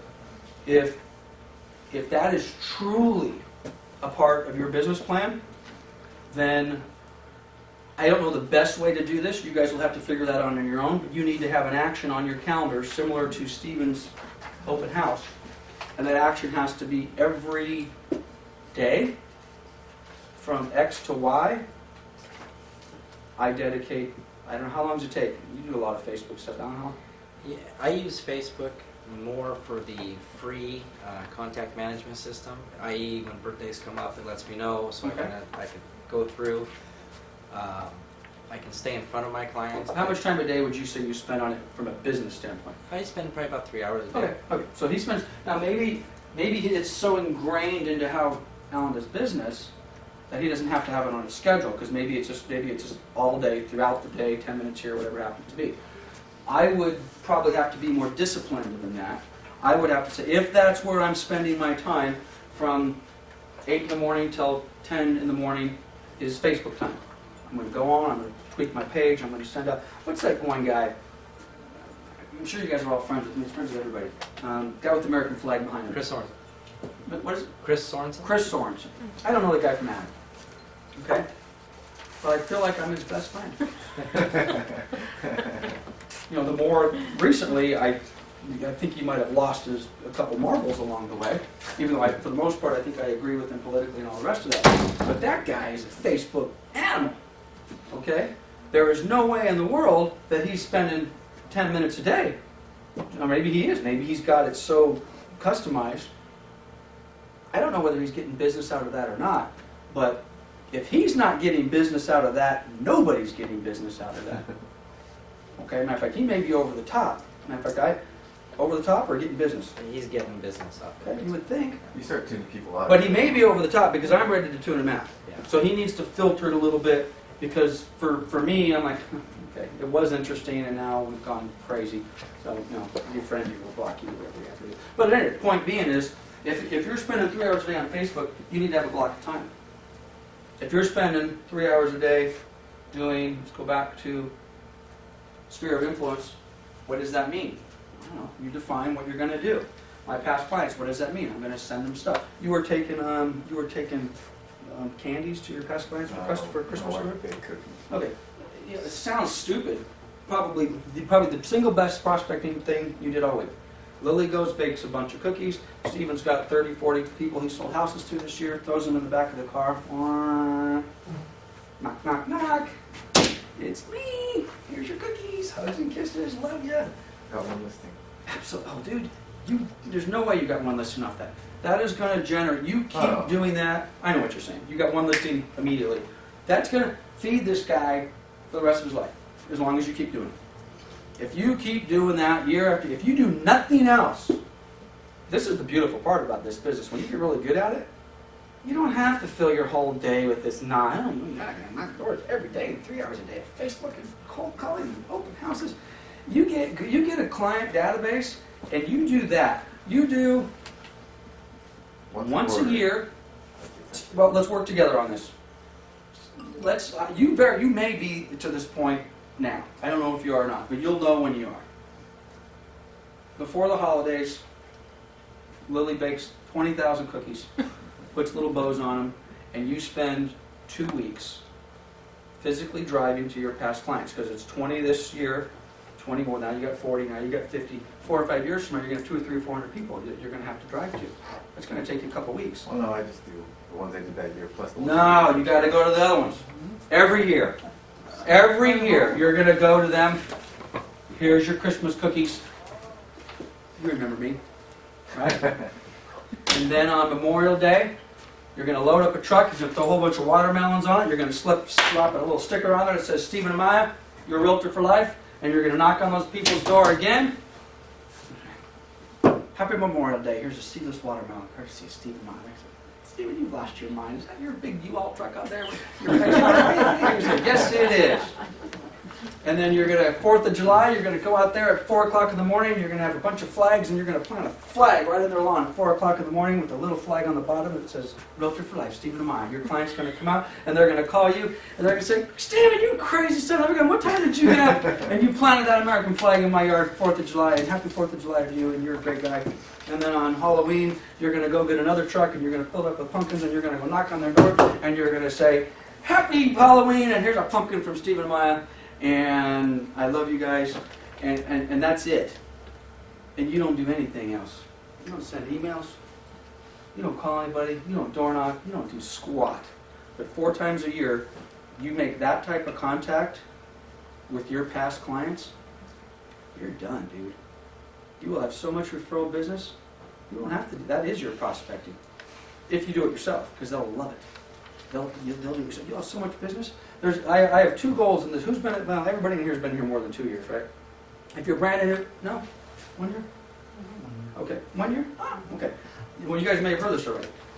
There's 2 dates that you need to get to. You're halfway to the first one. You have to stay in this business for 2 years. If you don't commit to stay in this business for 2 years, you never should have started in the first place. So if you're thinking about getting out, you can't. You have to go at least 1 more year.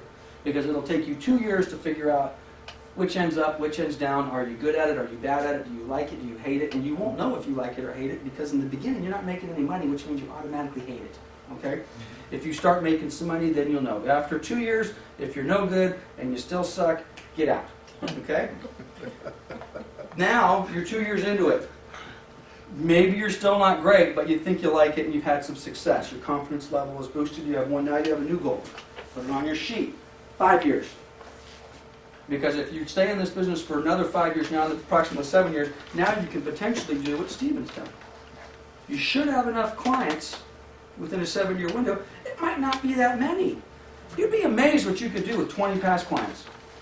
If you have 20 past clients and you treat those people great, and that's not a lot of deals. What are we talking about? 2 deals a year? 2.5? 3 deals a year.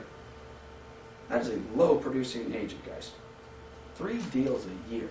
But if you treat those 3 people like gold, and you do that for 7 years, you've got 20 people, and they will feed you for the rest of your life if you do exactly what we just talked about. They will feed you. Mike Bob is a perfect example.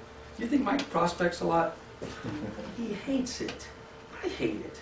This is hard work, man. This is hard work. But if you do that stuff consistently, whatever, open houses, this, that, yada, yada, yada, you got it done. But you're never going to get it done without something like this. You've got to have a system. You know, and then the easy part is now you don't have to hit them every 4 months, although you still do. Now every month you send them your e-newsletter. You don't have to spend $75,000 in marketing because it costs you a dime. I'd probably be making way more if I had a contact management system. Of course. How long have we been talking about this? I barely got one. What happened to Top Producer? I still have it. What happened to Goldmine? What happened to Act? Are you using it? I'm using Top Producer. Right now? Like religiously. Right now. Right now. Right now. Swear to God. I swear. Hope that. Stick it in your mouth. Yeah. All right. Good. Finally, a conversion. Okay? You've got to do it. You got to do it. Okay, so we're going to wrap up. You guys have been great. We've got 2 hours and 40 minutes. We're going to wrap up in the next 5 or 10. So, getting back to your business plan, let's kind of recap and let's open it up for some questions. First of all, I cannot emphasize enough how important it is to get something like this in writing with what you're going to do. And again, you don't have to get crazy detailed like this, but get the basics. What are you committing to? What are you going to? Are you going to hire an assistant this year? Are you going to start using a TC? Maybe that's way too. Maybe that's way beyond what you're trying. Right now, your goal is to. I'd like to close 3 deals. I'd like to get a laptop computer and a contact management system. Okay? Put that. What do you got to do to get that? I don't have the money to buy the computer. How am I going to do? Well, if I do this, I do this, I do this. Whatever. Get it going. Start small. Put it in writing. Come ask for help. I'm the busiest, most available guy you'll ever meet in your life. The problem for most of you guys is everybody in this room tries to contact me between Monday and Friday between 9 and 5. Not as available. It's a little tougher. Voicemail, text, email. Call me after 5 o'clock. It's amazing what happens. Call me before 8 o'clock in the morning. I might pick up. Call me on Saturday at 10 o'clock. I got every one of your caller IDs in my phone. I guarantee, if you call me Saturday night at 10 o'clock, I don't know what happened to my phone. You got my phone? Drew has it. Okay. You call me Saturday night at 10 o'clock, your caller ID is going to pop up. Curiosity's going to kill me. I have to pick up. Okay? You call me Tuesday morning at 10 a.m., a little tougher. Unfortunately for me, that's a problem. Because that perception is I'm not available. I'm just too busy. Nonsense. Leave a message. You know how many people call me? I can't get a hold of you. I don't have one message from you. I called you 6 times. You leave me a message. You're too busy. You kidding me? So anyway, if you need help with that sort of stuff, ask me. Okay? If I don't respond right away, do what this gal does. I don't even know who this lady is. I am on a mission. What was that gal's name? Janet Uribe. I'm on a mission to overcome this email. Okay? You guys work with me, man. You're in my tree of trust. You know? If this is important to me, someone I don't even know, don't you think it's important for me to help the guys out who are already on the team? You know, taking one here, we're supporting. So if you need help with this business plan, let me know. But anyway, let's get it in writing. You've got to get yourself a contact management system, and you've got to start taking. And this, to be honest with you, this is a difficult thing to do if you've never done this before. Going through all of these little things, we can sit down. There's a formula. Let me give you. This is everyone take. Pass one around. This is kind of a formula. It's a very Reader's Digest version of what we just did.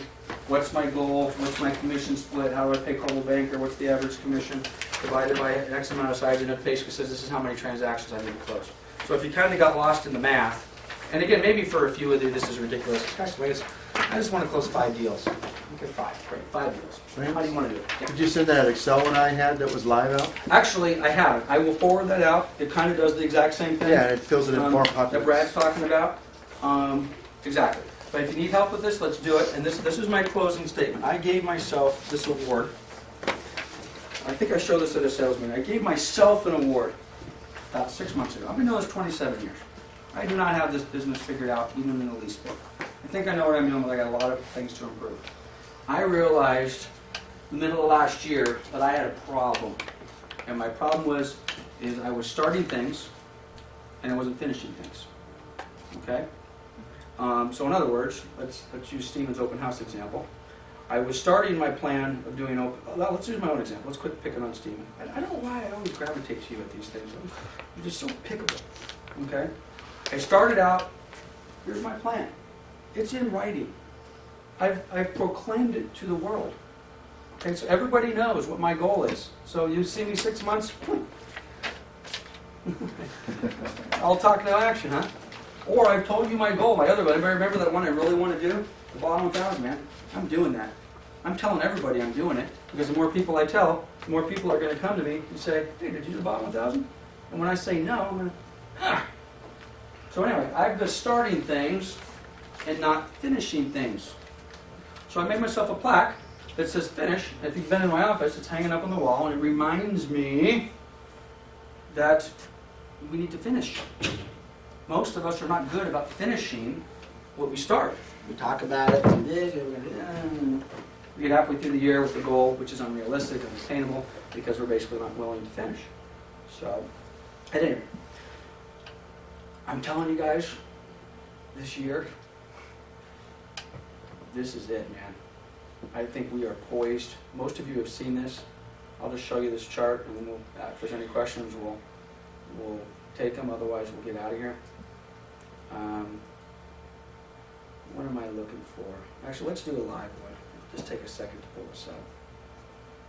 The real estate market, I think, has turned the corner, and we are going to explode. I think this is, I think we're at 2002. And for those of you that remember coming out of the late 90s in the Inland Empire, there was a lot of foreclosures, the market was kind of tough, things were starting to improve. September 11th, 2001 came and kind of, you know, put us all back here a little bit. And then something magical happened in 2002 as it related to the real estate market, in 2003, in 2004, in 2005, in 2006. And we went on this crazy inflation bubble, which we can all debate whether or not that was a good thing to do or not. But the bottom line is, if you were in the real estate business during those years, were we making money? Yeah, we were making scratch, big time bucks. Because if for no other reason, wrong chart, the market was hot, and again, we can debate all the things that were wrong with it. So anyway, then we inflate to 2006, we deflate from 2007, 8, 9, 10. We kind of do whatever we've been doing in 2011 and 2012, and now here we are. Now we're at 2013. Most of us are like, oh, I don't know. 2012 wasn't all that great. Well, 2012 wasn't all that great. But something magical happened in February of last year. And as soon as this chart pops up, you're all going to see it, and you're saying, oh yeah, I just talked about this before. And if you haven't heard me talk about it, prepare to be oohed and awed. But what happened in February of 2012? Anybody? Property values bottomed. Property values have bottomed out. And if you go back and you take a look at when property values peaked, okay? I know this is a broken record for so many of you who have been through my sales meetings. Property values peaked June of 2006, pretty much everywhere on the planet, but certainly Inland Empire, Southern California, we can go debate whether it was May or August of 2006, but basically June 2006 property values peaked. Property values have dropped, and this is CRMLS, by the way. This is February 2012. Okay? If we go back, this is 2 years. This is, you know, this is December 2012, this is December 2010, and if we were over here, we would have been, you know, okay, and now we've been blah, blah, blah, blah, blah, blah, blah, blah, blah, blah, blah, blah. February 2012, increase, increase, increase, increase, increase, increase, increase, increase, increase. 10 straight months of property value increases. And this is CRMLS, the entire Inland Empire. Who's got a calculator real quick? We've got, this number is, oops. This number is 215, 269, so 270 to 215, what is that, $50,000? Right? No, $45,000? $45,000. Take 269 and divide it by, or take 45 and divide it by 269, please. And the winner is 20, what does it say? 31? 21%. 31. 31? 31% increase in property values in 9 months. Excuse me, 10 months. Now, not that I'm the smartest guy in the room, but somewhere about here, this is why I love data, guys. If you get nothing other from me, take my data and do what you want with it. Somewhere right around here, do I look at this stuff like a madman?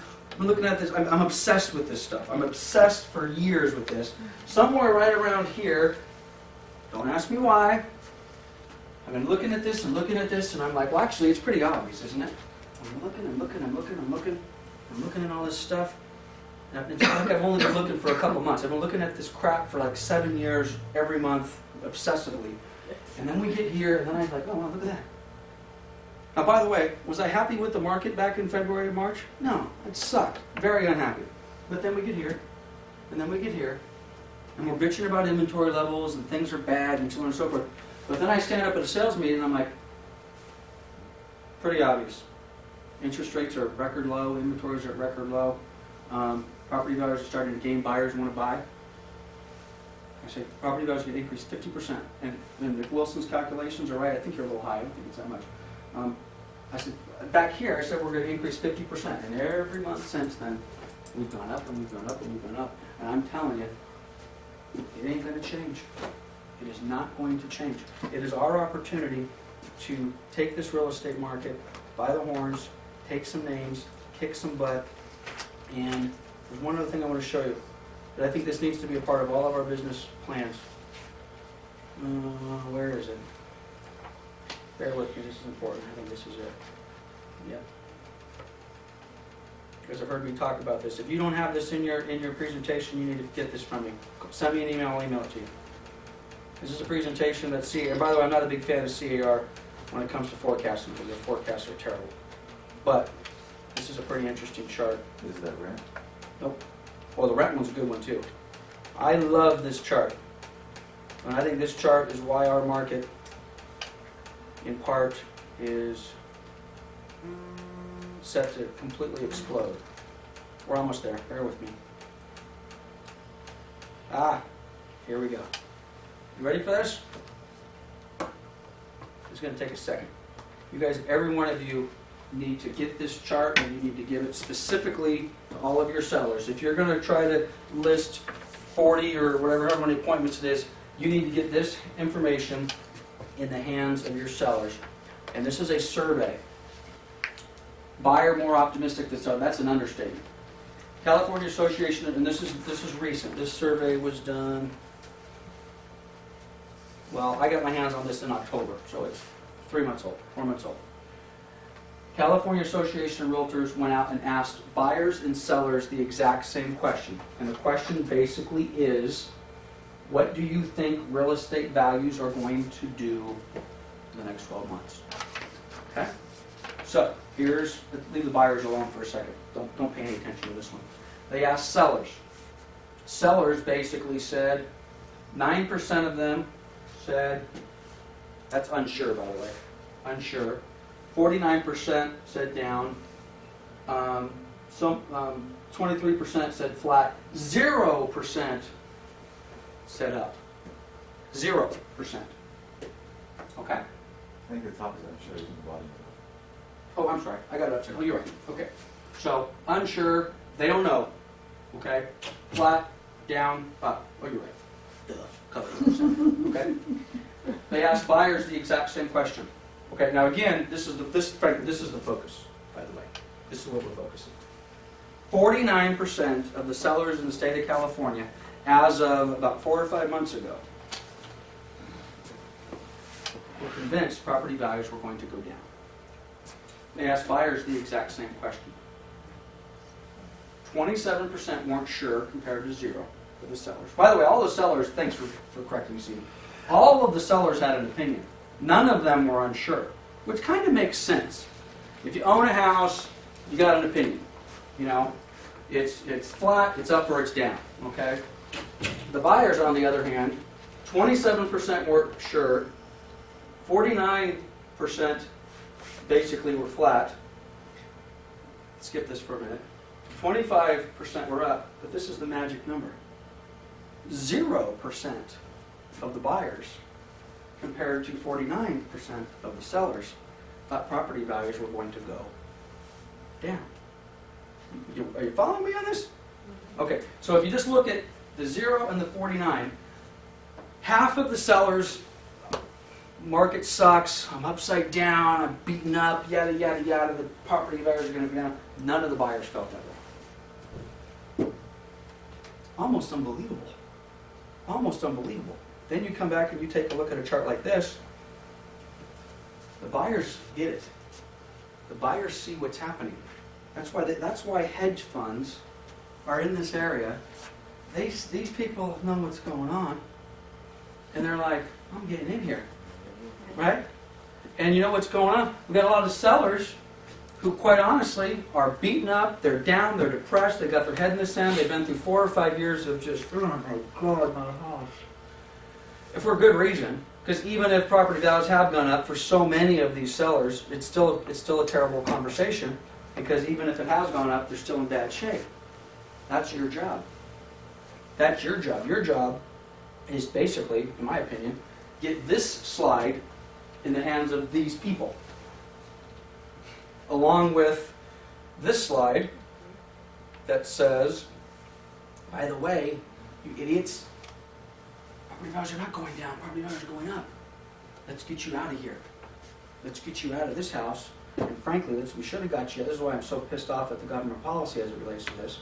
All of these poor, oh gosh, think about this. What has been our goal for the real estate market for the last 4 years as it relates to sellers who are underwater?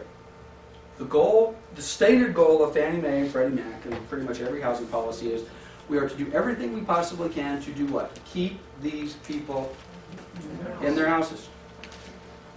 Have we done them a favor? In most cases, not, because now their house was this, their house is, maybe they got a modification, maybe they did it, the whole thing's a disaster, they're tied into property. In my opinion, all of these people would have been better off going to foreclosure or doing a short sale 3 years ago. Values would have been here, and now guess what those people would have been? They'd now be buying over here. But guess what's going to happen to these poor people? Now the market's going to come up a little bit. Maybe we're going to save them from a short sale. How quickly are they going to be able to rebuy? A year, two, three? 3. Okay. What's going to happen? What's happening? Prices are going up. They're going to go up. They're not going to be able to afford to buy the damn house anymore. And we fooled around for 4 years because we were doing everything we could to keep these property people in their house. And it's been a gigantic disaster. So, put that into your business plan. Property values are going up. We need to let the buyers, the sellers, the buyers already know it. Buyers get it, right? We don't have any problem with buyers. Who's held an open house in the last month? How many people you didn't buy? 10, 15, 20? It's a question. That's a lot of 10, people. a lot of people. They want to buy? Yeah, Yeah. It's insane. it is. I have a house next door to me, and it was on the market for 2 days. Yep. Put it on the market Saturday, probably from maybe 9 o'clock in the morning until dark. Yep. All day, all night. We're writing offers. Drew's over there. I don't know how many he wrote today. We pull up every piece of brand new active inventory that's in our buyer's box every morning. We're writing offers by the end of the day. We're getting acceptances. This week we probably sold 10 houses. The first day they were on the market. Full price, cash. And you took 24 hours to sell that condo? Did you even put it in the MLS? Yeah. Oh, 24 hours to sell the condo. Nuts. The demand is ridiculous. No, Yeah. we're overinflating, it's ridiculous, it's artificial. I give up, whatever. And that's it. It's all cash. The FHA and VA buyers are. God- they don't God even bless stand. They God- don't stand a chance. They don't. But you know what? There's a lot of people out there with money. And it's unfortunate that the FHA buyers with very little funds Mhm. are squeezed as they are, and I feel bad for them, which is another reason the government policy was terrible. We have a lot of young people in this office that would have loved to have been able to buy a property over the last 4 or 5 years. And should have, but because they hadn't already bought a property, there was no protection, there was no reason. We never protected the people who didn't buy houses who wanted to buy houses. We were only protecting the people who bought houses who got caught up in the market and made a bad decision. We completely forgot about all the other people that potentially could have bought. If all of those properties would have gone through the system, there's a lot of those FHA buyers, first-time buyers. Who was selling real estate in 2006? I said I was almost. I told you guys to be rare for 4 hours. That's the problem with me. I just talk too much. One more. If you got to go, I get it. I love this. This is the highest priced piece of crap sold in the city of Moreno Valley. Closed escrow on this house in June 2006. Anybody familiar with Warner Ranch? Well, you will be in a minute. Okay. Almost there. Photos.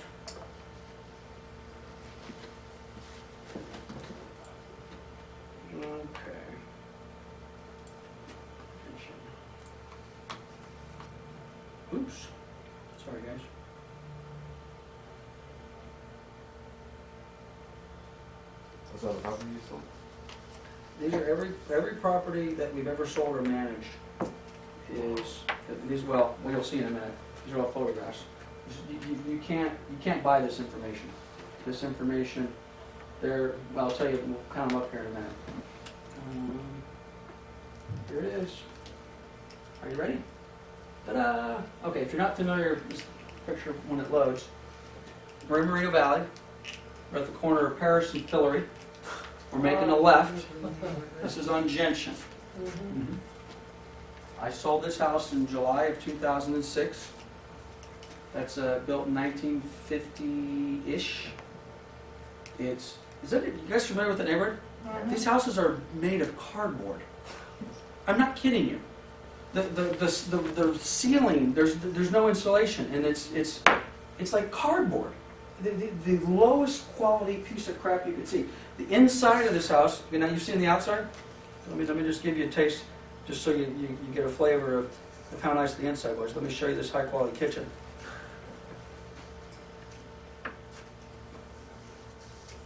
Okay, get the idea? Anybody want to take a guess what we sold that for? July 2006? $345. $330,000. Wow. I would not. It's not a good neighborhood. Okay? This is not a good neighborhood. We got that already yet? Okay? I was gonna say, But this is the deal. When you sell a property like that, and then I take a look at young clients that came to me, and my kids were too young to buy at the time, and you take them over and you say, well, geez, kids, the cheapest house in the city, and this, by the way, was the cheapest house in the city, is going to cost you $330,000. This is what it looks like, and this is the neighborhood you get. A lot of those kids said, I ain't going to do that. I'm not moving I out. can't afford, I don't want to live in this neighborhood. I'm not moving out, I'm going to rent, I'm going to do this, I'm going to do that. Okay, so they got locked out of the market. How much is that house worth today? Like 80 grand. Yeah, somewhere between 60, probably 80. It was worth 65 February, but it's probably worth 80, probably 90 now. But that's the part that breaks my heart when it comes to all these buyers, because they shouldn't be paying that's not a $330,000 house. Are you kidding me? And it went back down to where it was. But anyway, these buyers just got locked out because they're not going to buy that. So now, I'm getting back to your FHA comment. That's the tough part, because you're going to have a lot of these buyers who have been kind of patient, sitting on the sidelines, who have kept their powder dry, but they don't necessarily have a lot of money, and they're literally getting squeezed out of the market right before their very eyes. Right before their very eyes. And the property values. Now, thank God, interest rates are still, Yeah, but Well, mortgage insurance is for the life of the loan now, right? No, it hasn't changed. Oh, It didn't change. but still, it's a problem. So, anyway, all of this stuff you need to throw into your business plan. And some of you have shared different pieces of your business plan with me. Some of that may mean, for a few of you, that you focus in different areas. I don't want to discourage anybody from leaving the Moreno Valley office. I've made a very good career working out of this office my entire 27 years. But some people say, I'm going to focus more on Riverside or Claremont or Covina, or I'm going to go to Orange County. Price per copy is higher, I get all that. Okay? But whatever you do, quite honestly, with these values being where they're at, by the way, our median CRMLS now is 269. That's a lot better than it was there. It's more the valley, right? Does that have an impact on this? Darn straight it does. It's amazing what What's Moreno Valley right now? just Moreno Valley. We can pull it up. Market dynamics. Oh well.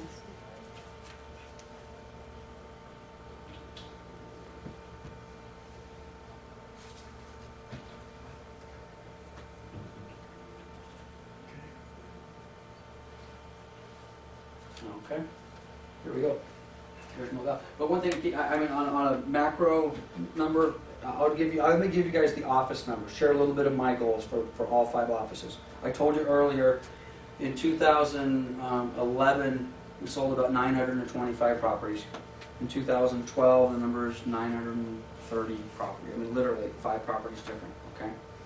The prices basically were flat. The median price was basically flat for that entire period of time.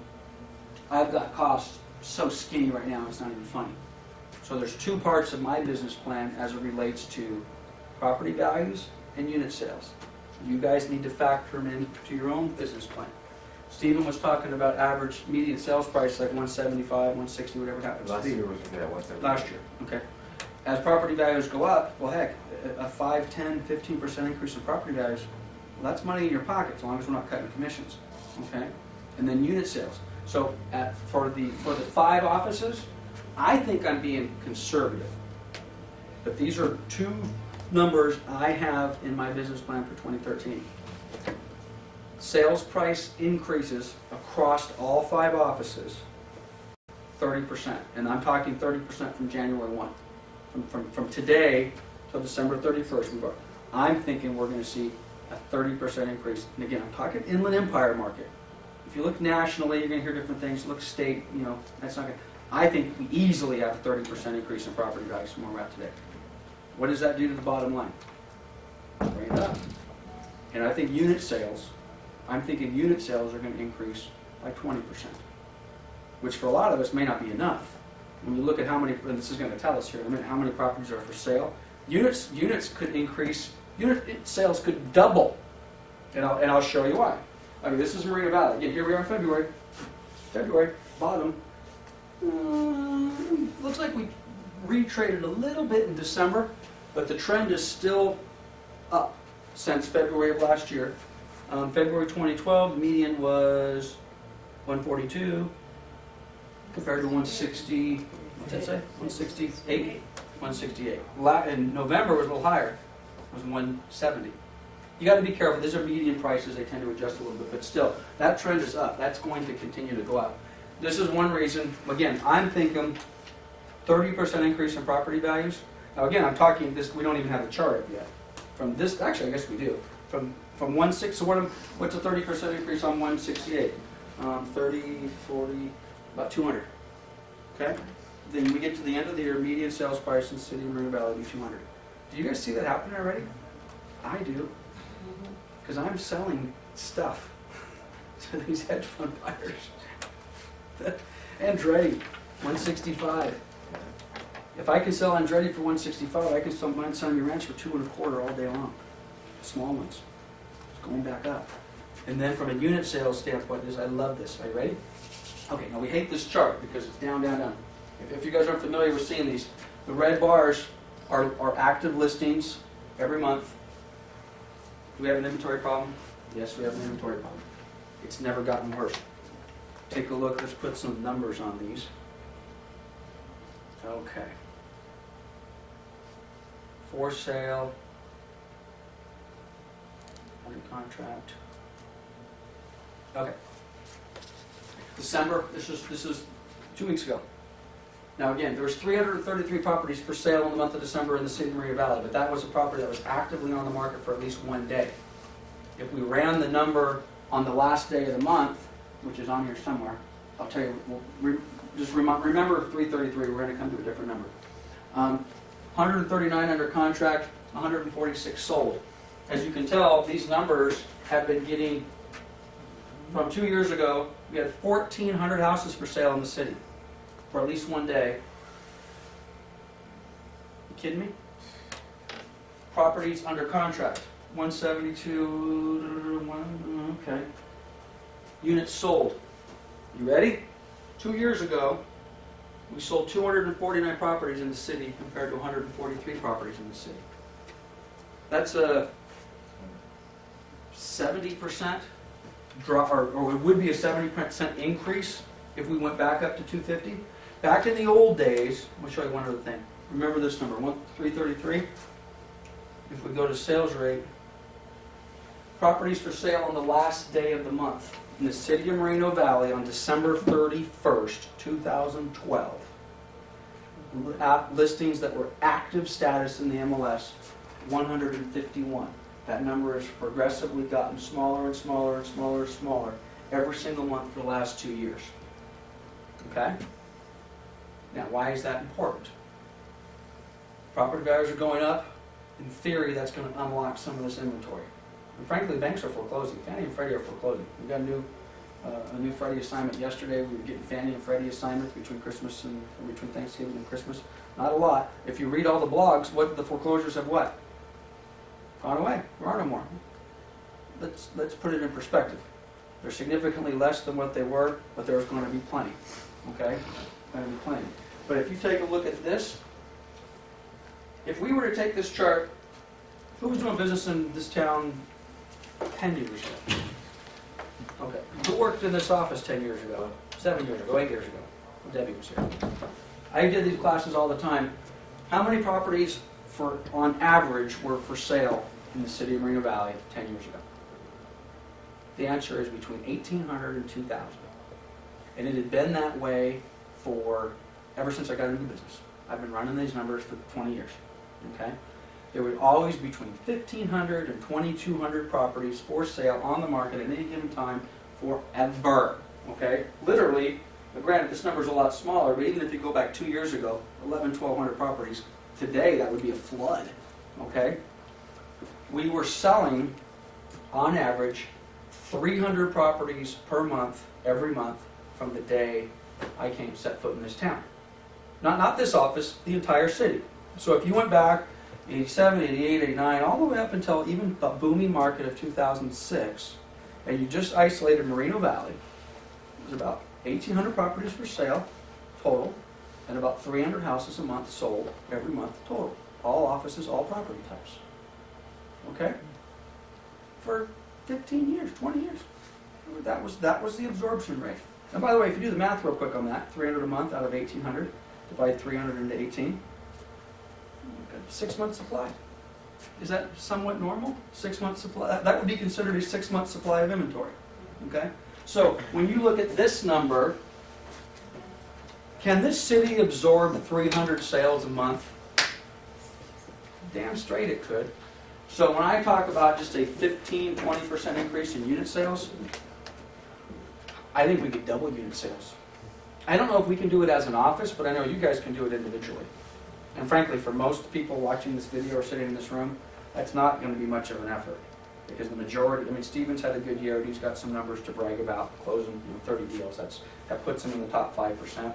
Most of the people watching this video, 0, 1, 2, 3 deals in 12 months. So doubling that number, frankly, it doesn't matter what the market does. You just do this stuff. You'll triple that number. You could easily do 6 to 10 deals, irrespective of what the market does. Okay? But, frankly, I think the market's going to take care of it for you.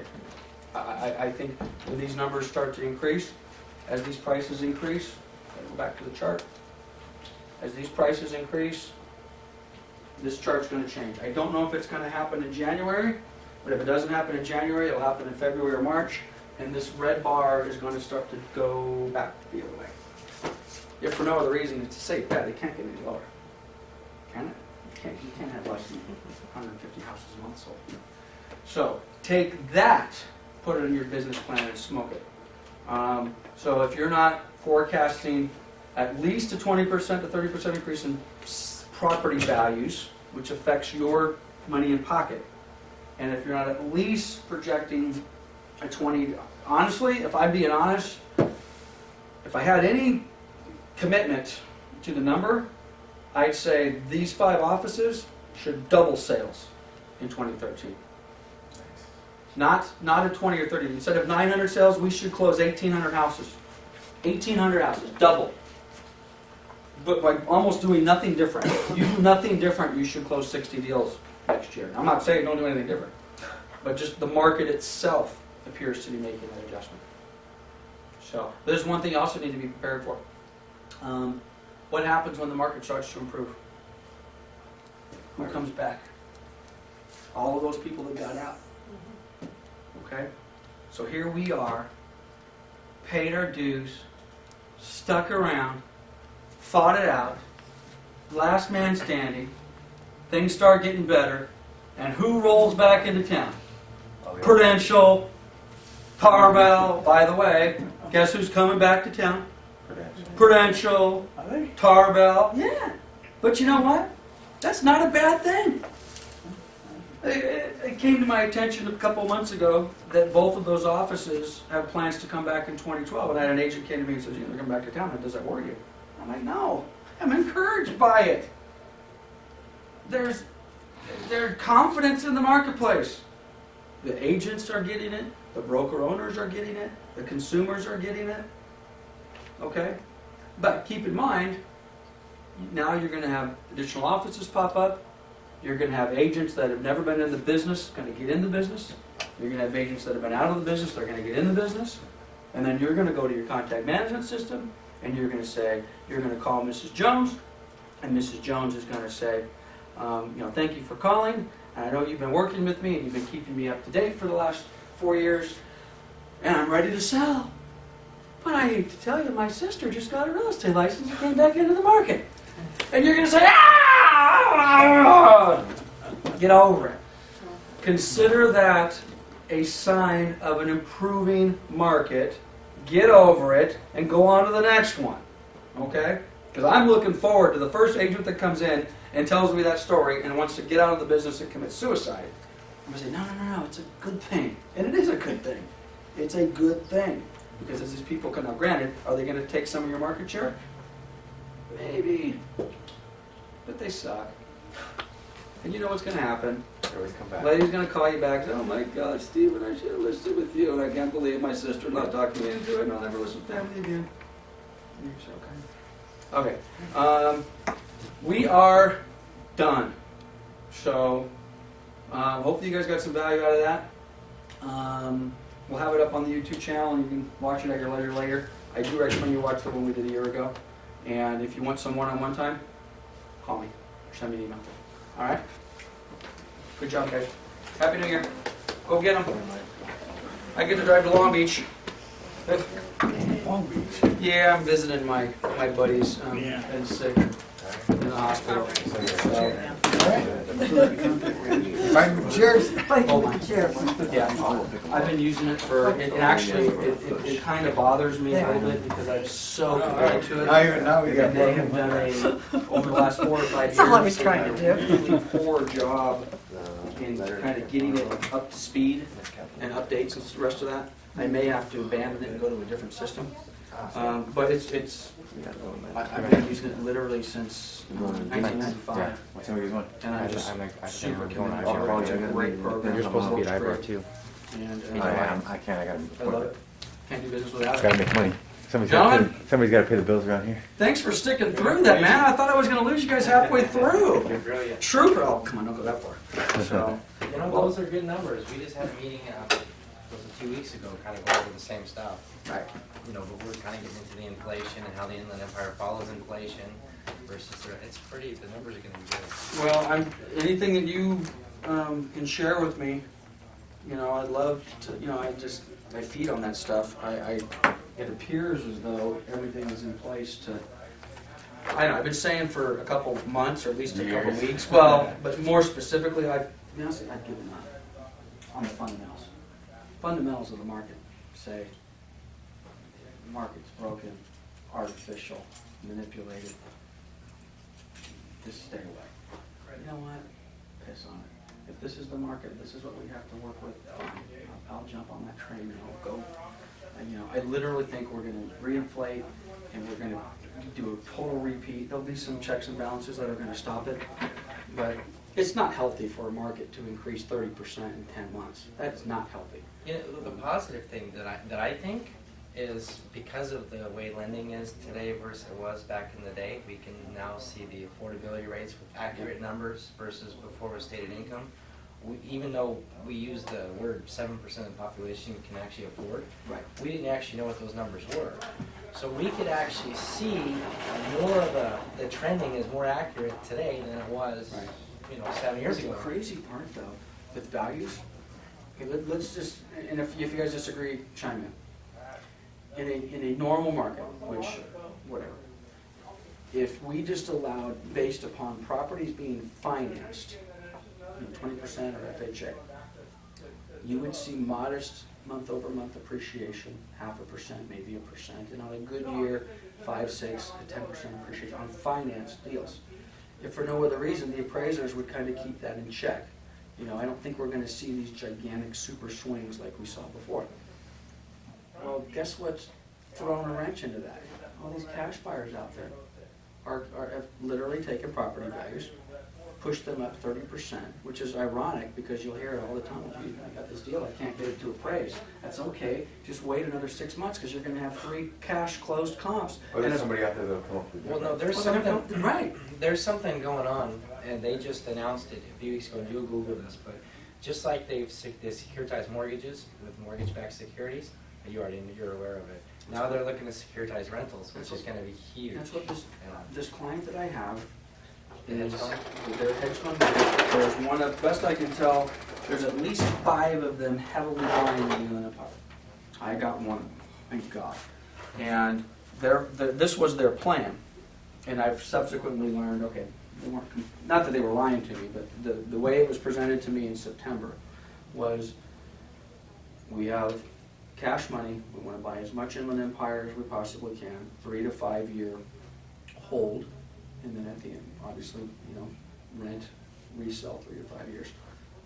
And they're anticipating, with their plan, they believe property values will recover back to 70% of peak. So if peak was June of 2006 at $1 million, and we dropped to 400,000, let's say, you know, a year ago, they think they're going to get 70% back up to the peak, approximately 700,000 on that $1 million. So you do the math on whatever the deal is. They think that's going to take between 3 and 5 years, and then between that window, sometime 3 to 5 years now, pull the trigger and they're out. This was the part that I didn't understand though. They're not really pulling the trigger and getting out. They're all securitizing them and they're putting them in REITs, and they're just gonna just churn it over and give it to the next group. And frankly, my thought is they're gonna get out at 70% return of peak. Maybe things obviously get a premium on the return. Things maybe will bubble a little bit more, and then whoever's left holding that REIT, when it's at that value, will Hire hire against them. damn straight they have a bet against them. And then as those REITs start to, that's the part that scares me. That's why the fundamentals of the market are broken. You look at all these people that are buying these properties, well, sometime they're going to sell them. They're not going to be under the same regulations of Fannie and Freddie on these foreclosures. When they feel values have peaked, now in theory, they're going to be smart about it. But let's suppose you get a big one that says, fuck it, done. And then they, right? And then they just throw them all on the market at the same time. You know, it's supply and demand. Something would indicate that you know, we potentially could see a drawback. So my forecast is run up for 2-3 years, 4 years. Minimum, 5 years, who knows? And then we'll reinflate, we'll be bubbleized all over again. There'll be you guys will have new financing programs to fill the demand. Everyone will forget what we did in 2004, 5, and 6. As much as we say we're not going to repeat it, we're going to do the goddamn thing all over again. And in 2020 or 2019 or some number out there, we're going to do the whole thing. 2002 all over again. Yeah. That's what happens. So, I throw my hands up in the air. I'm just going to ride the horse until she throws me off. Yeah. Right? As soon as the lenders do not get enough business closed, they'll come up with another product so they close more business. Of course. That's what they've So you done think it'll for... be easy to double business? This isn't the I first think- debacle, 1977. Anybody remember the The Lincoln numbers Savings say Loan we scandal? should be able to double. I read about it, but I didn't Yeah, well, I experience experienced it. Obviously, the sale price will be going up. Don't have to double the units. Double. That's why I don't get scared when I hear You guys progressives are- coming in or Tarpos coming Personal in. machine, Alan's You know, broker. come on in and And Brad Hodge. whatever. We got unit sales, love unit sales. Yep. I just came from the meeting. It's good morning. No, no problem. Huh? I'm the new sheriff in town, I guess. I don't need double. You're in good hands. They've been after me 10%, for a long 20% increase in time. price, I've 10%, 20% been around. I own my own shop for The 20% 20 increase years, in price too. and the 20% I had increase agents in and unit loan sales, officers. I had for my bottom line, agents and all the 70 bottom loans. line. Every dollar goes straight into my pocket. Because I can't get any skinny. I can't get any expensive anymore.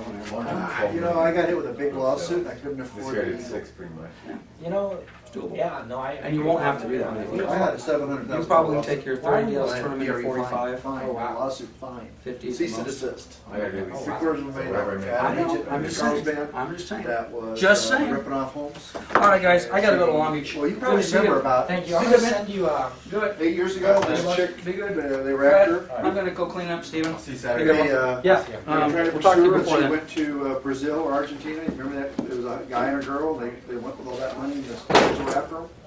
About 8 years ago. I try to stay It away was from my that stuff. employer. I know. Wow. Yeah. She took $2.2 million with her. You took the hit for that. They wanted $750 to cease and desist the 6 branches. I settled for $650, and that was in 2006, about June. All right, and then within about a few months after that, if you remember, everything just started to crumble. Right. And then, so I started throwing money in, trying to save them, and I closed one office and this. And then in 2007, to get your Eagle, you no longer use equity. Well, who had any left? It already was gone. And they wanted an ungodly, had to post $250,000 cash to get you to do FHA loans. We hadn't done FHA loans in California Right. since '98, Yeah, we did- 97, really. I had my Mini for a while until they eliminated that. Yeah. So I couldn't No, do it, and anybody I had an opportunity to go to Wells Fargo, and I said, okay. So I went there for about 3 years. I bounced around the mortgage, the big banks, and they're No, you're in good hands. so they've been after me for a while. And like I said, I've been doing this 39 years, so this, Well, I it'll hope be to fun. see And I've you got 4 around. branches, so Pleasure to meet you, I'm Brad. busy. I was in Claremont this earlier, so Claremont, Covina, and Santa Ana. We'll be seeing you around. I'm around, so take care, guys. All right. Why go there like that?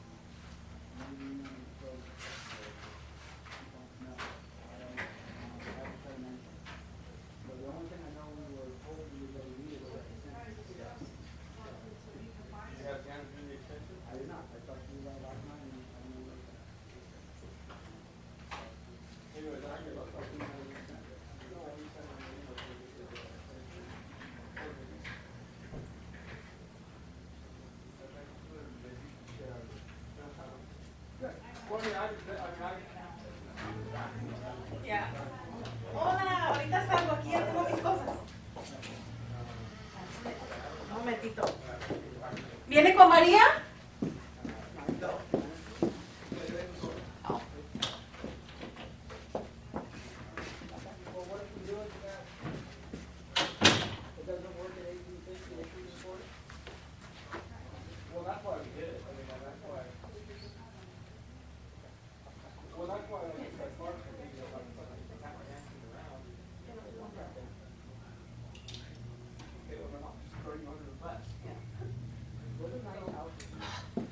Okay, hang on to that till tomorrow.